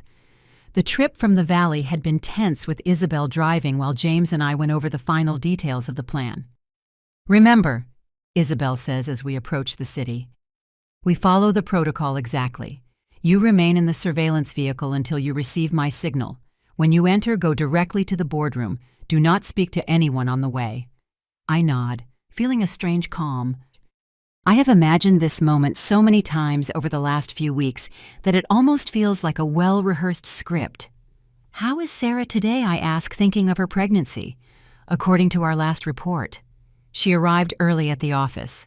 James replies, she seemed tense but determined. Richard arrived separately with Alexander Scott. Dr. Norton is scheduled to attend as a special consultant. San Francisco passes before my eyes, familiar and strange at the same time. The streets I walked for decades now seem to belong to another life, to another Evelyn. In a way they do. The Evelyn who knew these streets died in that fire. The one returning today is someone different, forged in the fire of betrayal. We stop in a side alley a block from the Charles Davis Foundation headquarters, a modern building that Charles designed personally, converting an old warehouse into a luminous space dedicated to innovation. Isabel hands me a discreet earpiece. With this, you will be able to hear what happens in the boardroom. When you hear my signal, Operation Complete, you will enter through the back door. An agent will escort you directly to the room. James squeezes my hand briefly. You are doing the right thing, Evelyn. I remain alone in the surveillance van, watching through multiple screens images from strategically placed cameras. I see the board members arriving one by one, men and women of business, academics, public figures Charles selected carefully to guide his legacy. Some seem uncomfortable, others determined. I wonder how many have been bought or intimidated by Sarah and Richard. At 10:55, I see Sarah enter the building. She wears a sober black suit, the kind of outfit a recent widow might wear. Her face shows an expression appropriately solemn for someone who has just lost her mother, but I detect a glint of anticipation in her eyes. Richard follows closely. A bulging folder under his arm, talking animatedly with Alexander Scott, a thin man with glasses I vaguely remember from Charles's offices. Minutes later, a black town car stops in front of the building. From it emerges a man I recognize from the recordings, Dr. Victor Norton. His presence confirms today is not a simple business meeting. It is the culmination of their plan. Through the earpiece, I hear scattered conversations as the attendees take their places in the boardroom. Sarah's voice stands out, greeting each member by name, projecting an image of confidence and control. At 11 o'clock, the meeting officially begins. Thank you all for attending on such short notice, Sarah says, her voice amplified by the room's microphone. As you know, we are here to discuss the future of the foundation following the tragic loss of my mother. I hear murmurs of condolence, which Sarah accepts with measured gratitude. My mother would have wanted the foundation to continue its mission. But in a changing world, we must adapt. The proposal Richard and I present today will allow my parents' legacy to evolve to face the challenges of the 21st century. Richard takes the floor, his voice smooth but insistent. What we propose is a complete restructuring, he explains. The current foundation would be dissolved and its assets transferred to a new entity, the Future Davis Foundation. This new structure would allow us more agile management, less limited by outdated bylaws. Translation, less oversight, less restrictions on how to spend the money. I understand this directly contradicts Mr. Davis's stipulations. A voice I do not recognize intervenes. The bylaws specifically prohibit dissolution without unanimous board consent. Extraordinary circumstances require extraordinary measures. Richard responds smoothly. Dr. Norton, who is with us today, can attest to Evelyn's mental state in her final months. The decisions she made at the end of her life were compromised. Dr. Norton clears his throat and speaks with the practiced authority of someone used to his word being accepted without question. Mrs. Davis suffered significant cognitive decline, he affirms. In my professional opinion, any decision or restriction she imposed in her last years should be reconsidered in light of her condition. The audacity of the lie leaves me breathless. They are rewriting not just my death, but my entire mental life. The discussion continues with Richard presenting legal documents prepared by Alexander Scott that supposedly declare me retrospectively incompetent. As you can see, Scott says, these documents clearly establish that Mrs. Davis was not in a condition to make binding decisions. This gives us legal grounds to reevaluate even the most restrictive clauses of the bylaws. Through the cameras, I see some board members exchanging uncomfortable glances, but no one openly challenges the narrative. Let us proceed to the vote, Sarah announces. The proposal is to dissolve the current Charles Davis Foundation and transfer all its assets and programs to the new Future Davis Foundation under the direction of Richard and myself as co-chairs. It is in that moment Isabel gives the signal. The undercover agents who had blended in with the staff reveal their badges simultaneously. The main door of the room bursts open and uniformed agents enter. FBI Isabel announces, her voice clear and authoritative. Nobody move. Victor Norton, Richard Garcia, Sarah Davis, and Alexander Scott are under arrest for conspiracy, attempted murder, fraud, and forgery. Through the cameras, I watch the chaos that erupts in the room.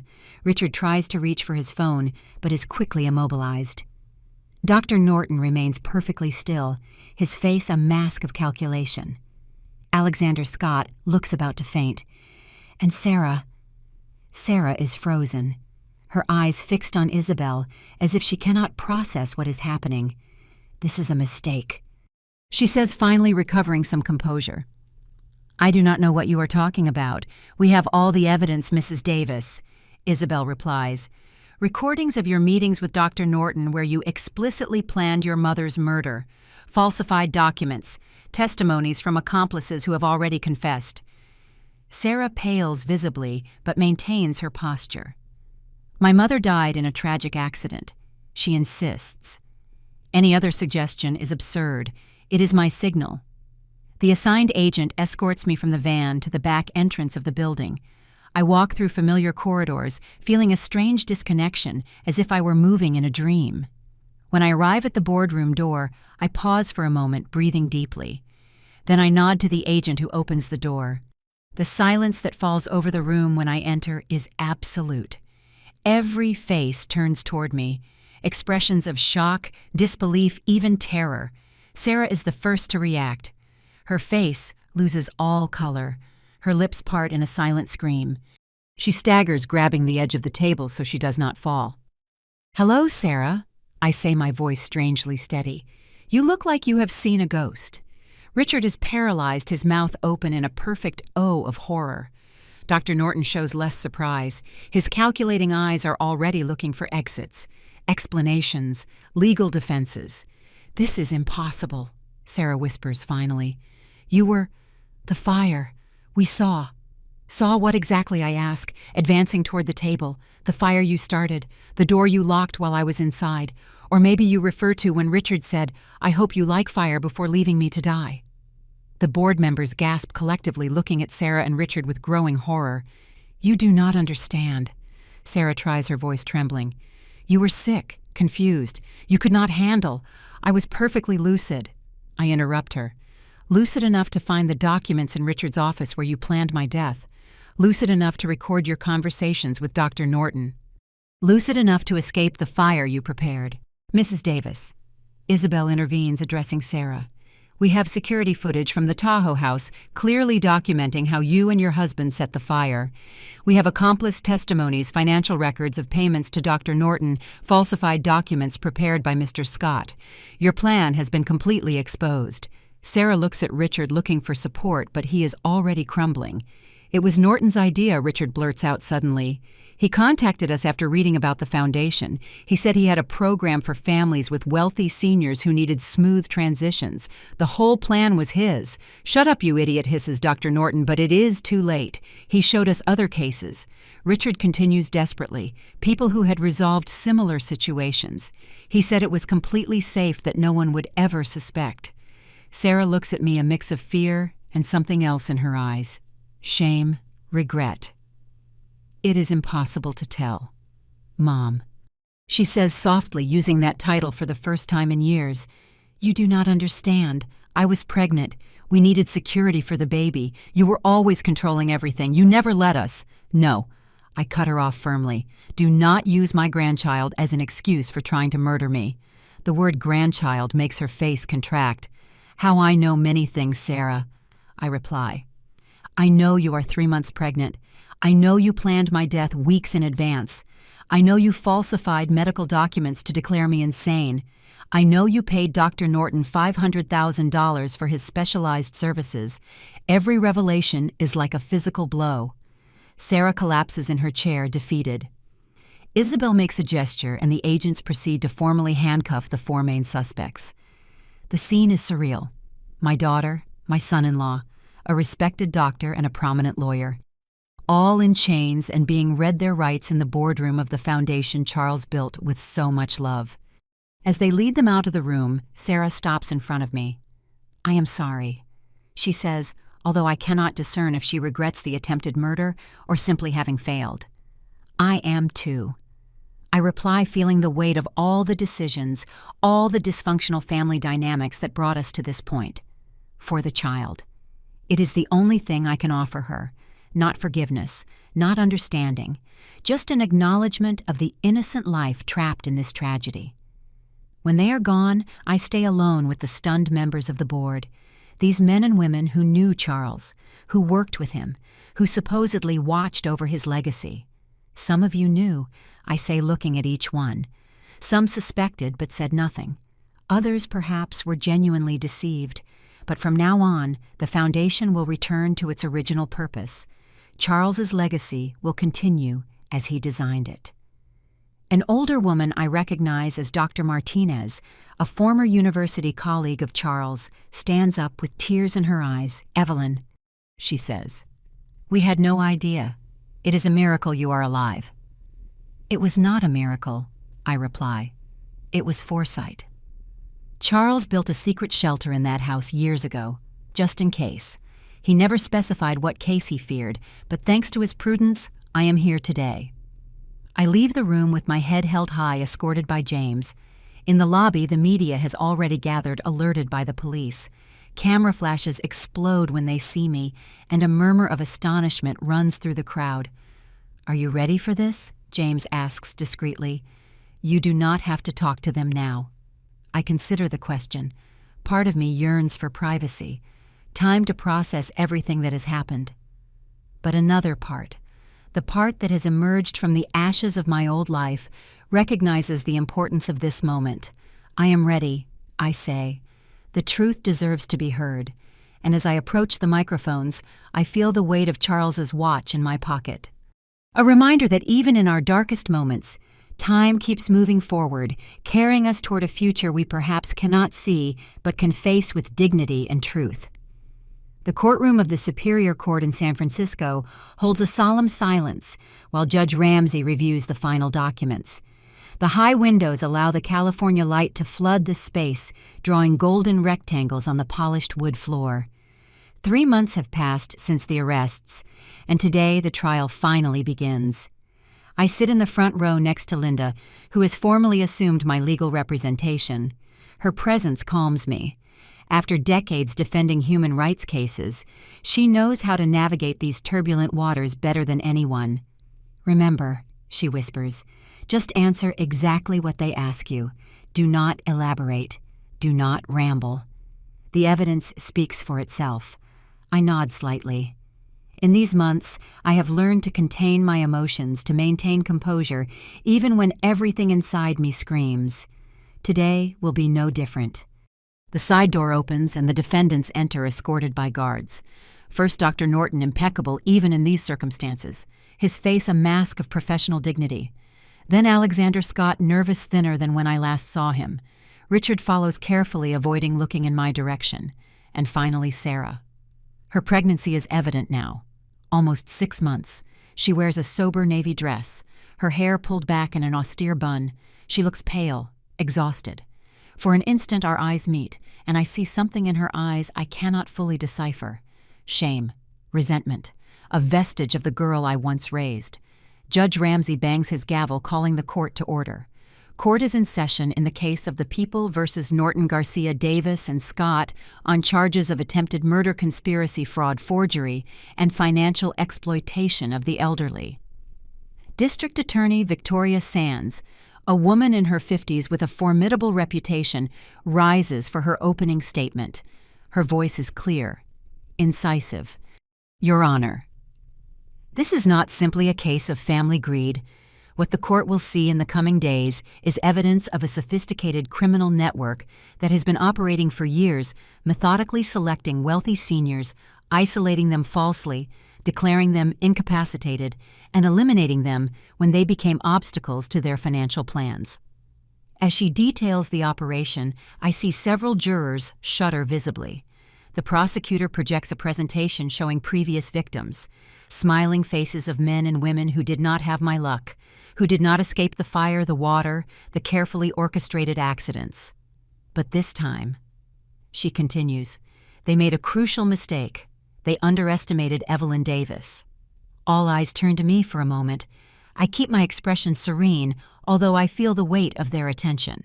Defense attorneys present their opening arguments next. Dr.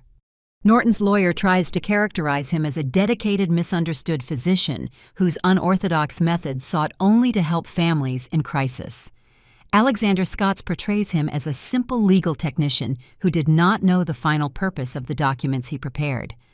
Richard's defender adopts a different strategy, suggesting his client was manipulated by both Dr. Norton and his wife, portraying him as a weak man, trapped in circumstances he did not fully understand. But it is Sarah's defense that affects me most. Her lawyer, a young man with compassionate eyes, describes her as a victim of her circumstances. A woman who grew up without enough parental attention, whose father was obsessed with his tech empire, and whose mother prioritized the foundation over parenting. Sarah Davis. He argues, grew up in the shadow of her parents' fortune, never feeling valued enough for herself. Only as heir to a legacy she did not choose. I force myself to keep my expression neutral, though every word is like a needle. This is how Sarah sees me. As an absent mother concerned only with money and legacy. Charles and I worked tirelessly. It is true, but we always believed we were doing it for her, to build her a secure future. The first day of the trial concludes with technical presentations of evidence. On the second, the testimonies begin.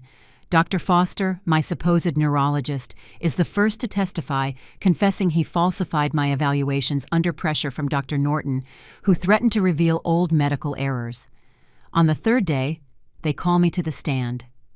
As I walk to the front of the room, I feel Sarah's gaze following me, intense, undecipherable. I take the oath and take my seat, preparing to relive publicly the worst betrayal of my life. The prosecutor guides me methodically through the events. The first suspicions, the discovered documents, the invitation to Tahoe, the fire, my miraculous escape. I answer with clarity and precision, without excessive emotion, allowing the facts to speak for themselves. Mrs. Davis, the prosecutor asks finally, in your opinion, what was the ultimate goal of the defendants? I consider my answer carefully. To eliminate me to access my fortune and control of the Charles Davis Foundation without the restrictions I had established to protect my husband's legacy. Dr. Norton's lawyer is the first to cross-examine me, trying to suggest I misinterpreted innocent conversations, that the accident was exactly that, a tragic accident from which the defendants tried to save me without success. I keep my testimony firm, pointing to the physical evidence, the recordings, the documents that leave no room for alternative interpretations. Sarah's defender adopts a different approach, more personal. Mrs. Davis, how would you describe your relationship with your daughter during her childhood? Linda stands up immediately. Objection, Your Honor. Irrelevant to the charges at hand. I am establishing emotional context, Your Honor. The lawyer argues. Crucial to understanding my client's motivations. I will allow the question. The judge decides. But stay focused on what is relevant to this case. I take a deep breath before answering. I loved my daughter deeply. Charles and I worked hard to provide everything she needed. Education opportunities, financial security, and time. The lawyer presses, did you provide time? Attention, emotional presence. I feel a lump in my throat. We did the best we could balancing our professional responsibilities with family. Perhaps we did not always get that balance right, but our intentions are not the same as actions, right, Mrs. Davis? He interrupts. Did you know your daughter kept a diary during her adolescence where she wrote repeatedly that she felt invisible to her parents? Linda objects again, but the damage is done. The strategy is clear. Humanize Sarah. Present her as a product of emotional neglect, not as a calculating criminal. When they finally allow me to leave the stand, my legs tremble slightly. Seeing my family life dissected publicly, turned into an excuse for attempted murder, is more painful than I anticipated. The following days bring more testimonies. James presents the evidence recovered from the secret room in Tahoe. Isabel details the investigation linking Dr. Norton to at least 17 similar suspicious deaths. Financial experts track the flow of money from previous victims to offshore accounts controlled by Norton and his associates. In the second week of the trial, Sarah unexpectedly requests to testify. Her lawyer seems surprised, but does not object. As she walks to the stand, her hand instinctively protects her prominent belly. I want to speak in my own words. She begins, her voice softer than I remembered. Not to justify the unjustifiable, but to explain how I got to this point. The room holds an absolute silence as Sarah describes her childhood as the daughter of brilliant but distant parents, always overshadowed by Charles's legacy, always feeling she had to earn the love other children received unconditionally. When I met Richard, she continues, for the first time I felt someone saw me. Not the Davis name, not the heiress, just Sarah. She describes how gradually Richard began to point out the injustices of her financial situation, how Dr. Norton appeared in their lives offering solutions to release the potential that was being repressed by my control over the family fortune. He convinced me my mother was deteriorating mentally. She says, tears sliding down her cheeks, that it was an act of compassion to spare her the humiliation of a public decline, that the accident would be quick, painless, dignified. Her words hit me hard. She really convinced herself she was doing me a favor by murdering me. But when I saw her in the boardroom alive, her voice breaks. I saw the magnitude of what I had done. To the person who gave me life, whom I tried to... There is no possible forgiveness for that. I am not looking for it. I just want her to understand that the Sarah who did this is not the daughter she raised. It is someone I became out of weakness, out of resentment, out of letting myself be manipulated. She looks directly at me for the first time. I am sorry, Mom. Not for the consequences I face, but for the pain I caused you. For betraying everything you and Dad taught me. Tears flow freely now, and I must fight the impulse to go to her to comfort her, as I did when she was little. But that little girl no longer exists, and this woman, no matter how sorry she is, now tried to kill me. The trial continues for 3 more weeks. Finally, the jury retires to deliberate. The wait is unbearable. Linda James and I drink coffee in a small cafe near the courthouse, trying to distract ourselves with trivial conversations that inevitably return to the case. Whatever happens, Linda says, squeezing my hand across the table, you have won, Evelyn. You survived. You exposed the truth. You saved future victims. I know, I reply. But I cannot help wondering if I could have done something different as a mother, if I could have prevented Sarah from taking this path. James shakes his head. Do not blame yourself. I have seen enough cases to know people make their own decisions. Sarah had options. She chose the wrong one. When the jury returns after 2 days, the courtroom is packed. Journalists, relatives of other victims, legal observers, all anxious for the verdict in what has become one of the most high-profile cases of the decade. The judge requests silence, and the jury foreman stands holding a paper trembling slightly in his hands. In the case against Victor Norton, we find the defendant guilty on all counts.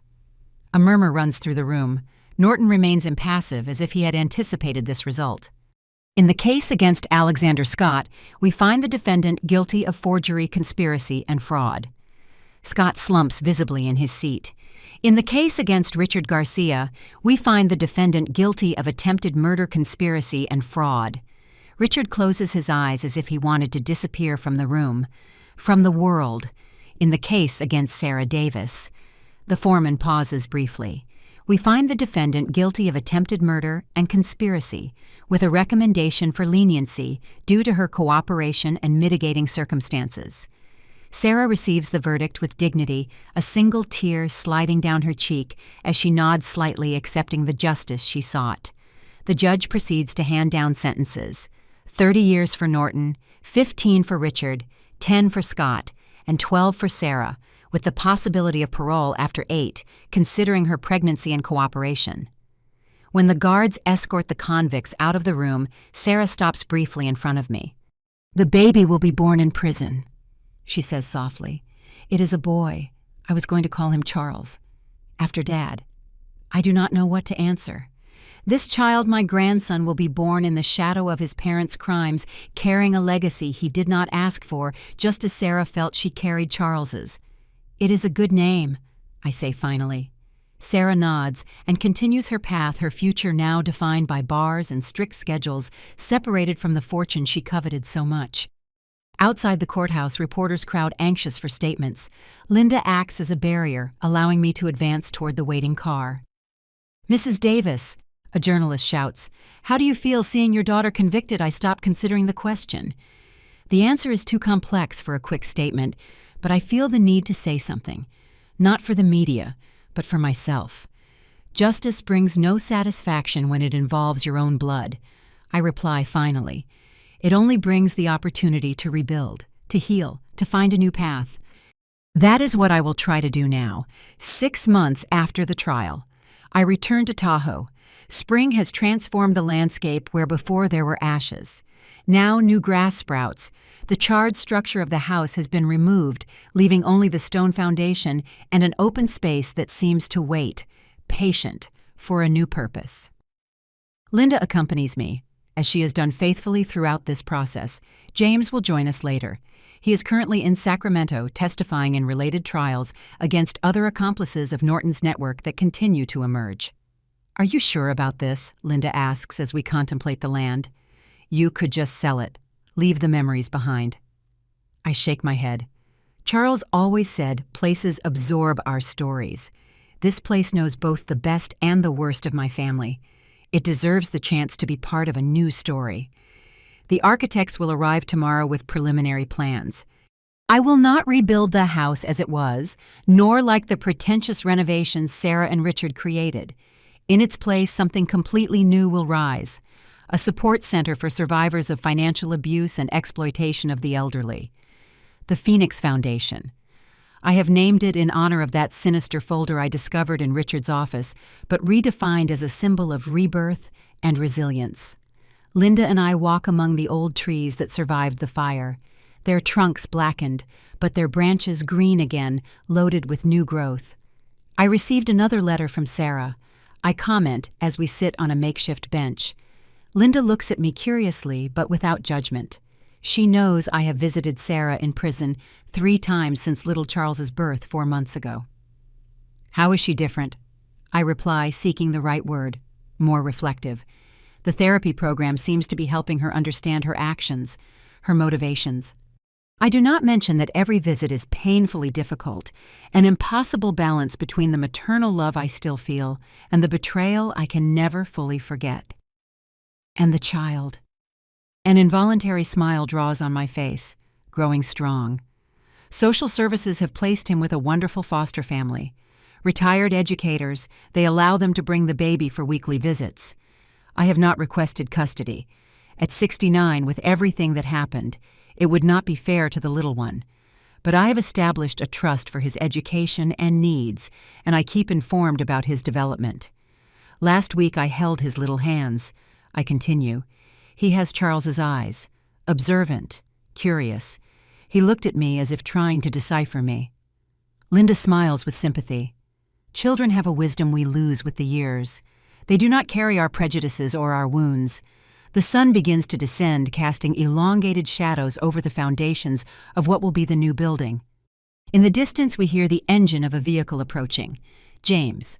Punctual as always, he joins us, bringing news from the Capitol. Norton's network turns out to be more extensive than we initially imagined.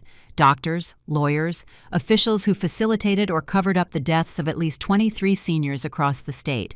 Your case has opened the floodgates, James explains. Victims who survived but were afraid to speak. Families who suspected but had no proof. Everyone is coming forward now. It is as if your voice gave them permission to break the silence. This is perhaps the most significant victory. Not just justice for me, but for all those who could not defend themselves, who became statistics, convenient accidents for greedy families. At dusk, we light a small bonfire near where the main fireplace used to be.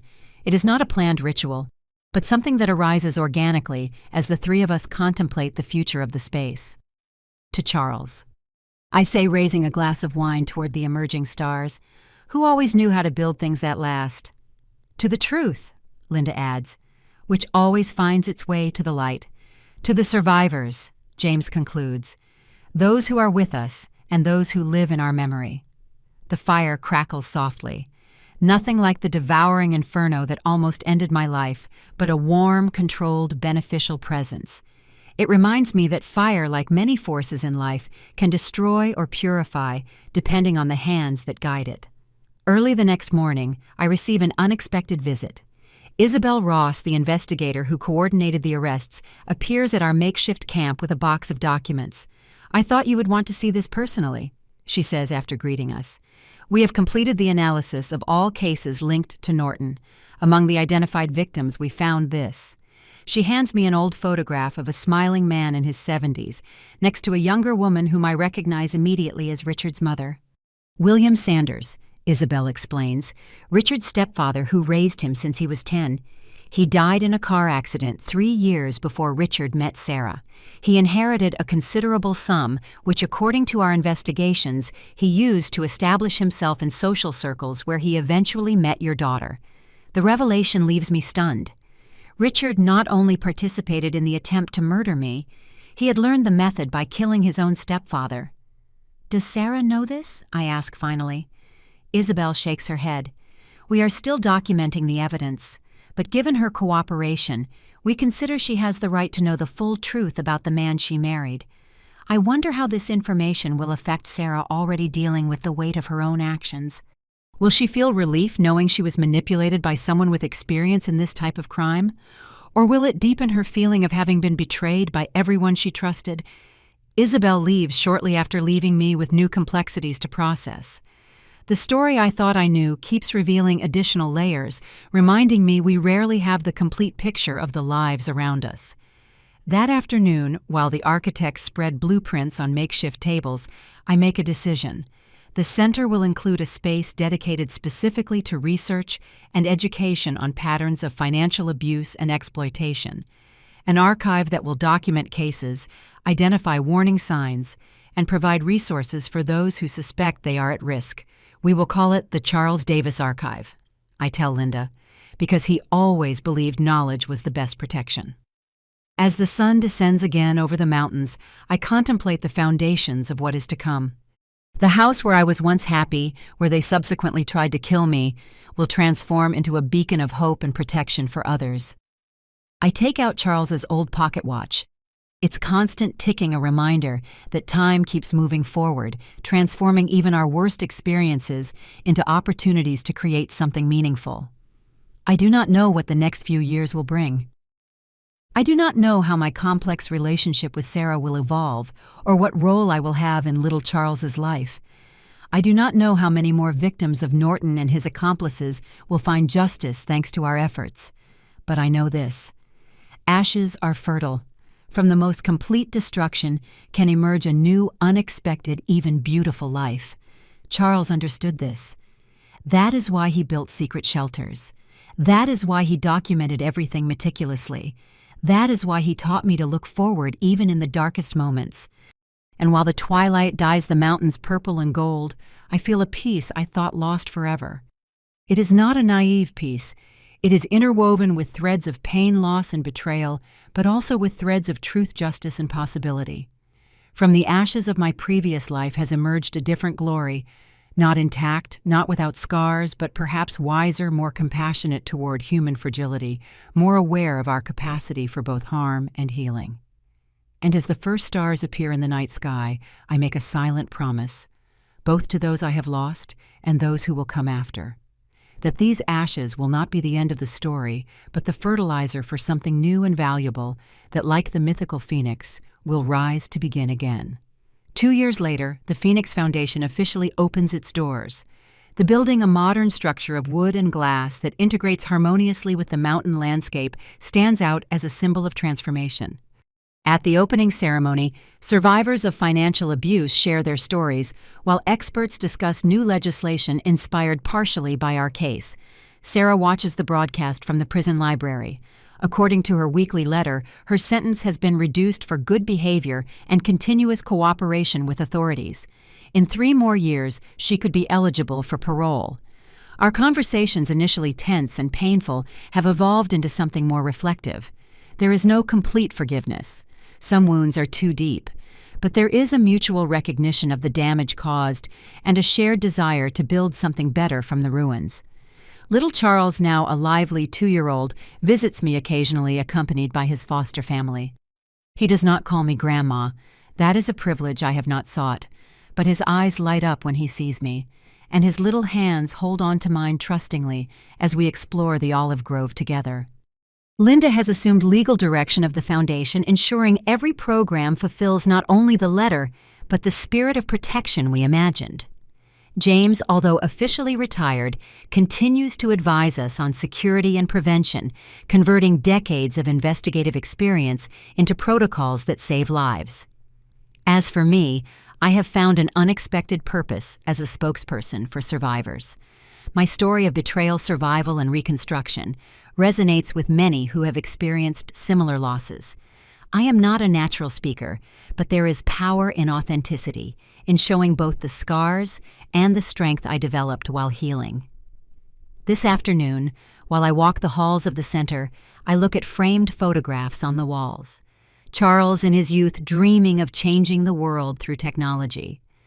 Us together the day we inaugurated the original foundation. Moments of our family life that despite everything contained genuine love. Among them I have added a new image. The original Tahoe house before the fire, not as a monument to what was lost, but as a reminder that our safest places can become dangerous, and our greatest losses can lead us to unexpected discoveries. The path that brought me here was cruel, painful beyond imagination. I would never have chosen it.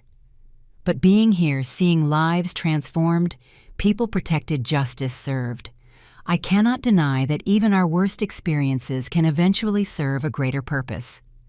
As the sun sets over the mountains, I sit at the viewpoint we have built where the main living room used to be. I take out Charles's old watch, now restored and working perfectly, and read once more the inscription that has guided my path. Time reveals all truths. With eternal love, Evelyn. The truth has been revealed, painful but necessary, and love, although transformed by the fire of betrayal, persists in ways I would never have anticipated. Not the naive love of before, but something more resilient, tempered by adversity, like steel forged in flames. I look toward the horizon where the mountains are silhouetted against the evening sky. The future as always remains unknown, but for the first time in a long time, I contemplate it without fear, because I have learned the most important lesson, that even when everything seems lost, when flames consume what we love, something essential remains, something that cannot be burned, drowned, or buried: the truth, the memory, the human capacity to begin again, and from the ashes always the possibility of flight.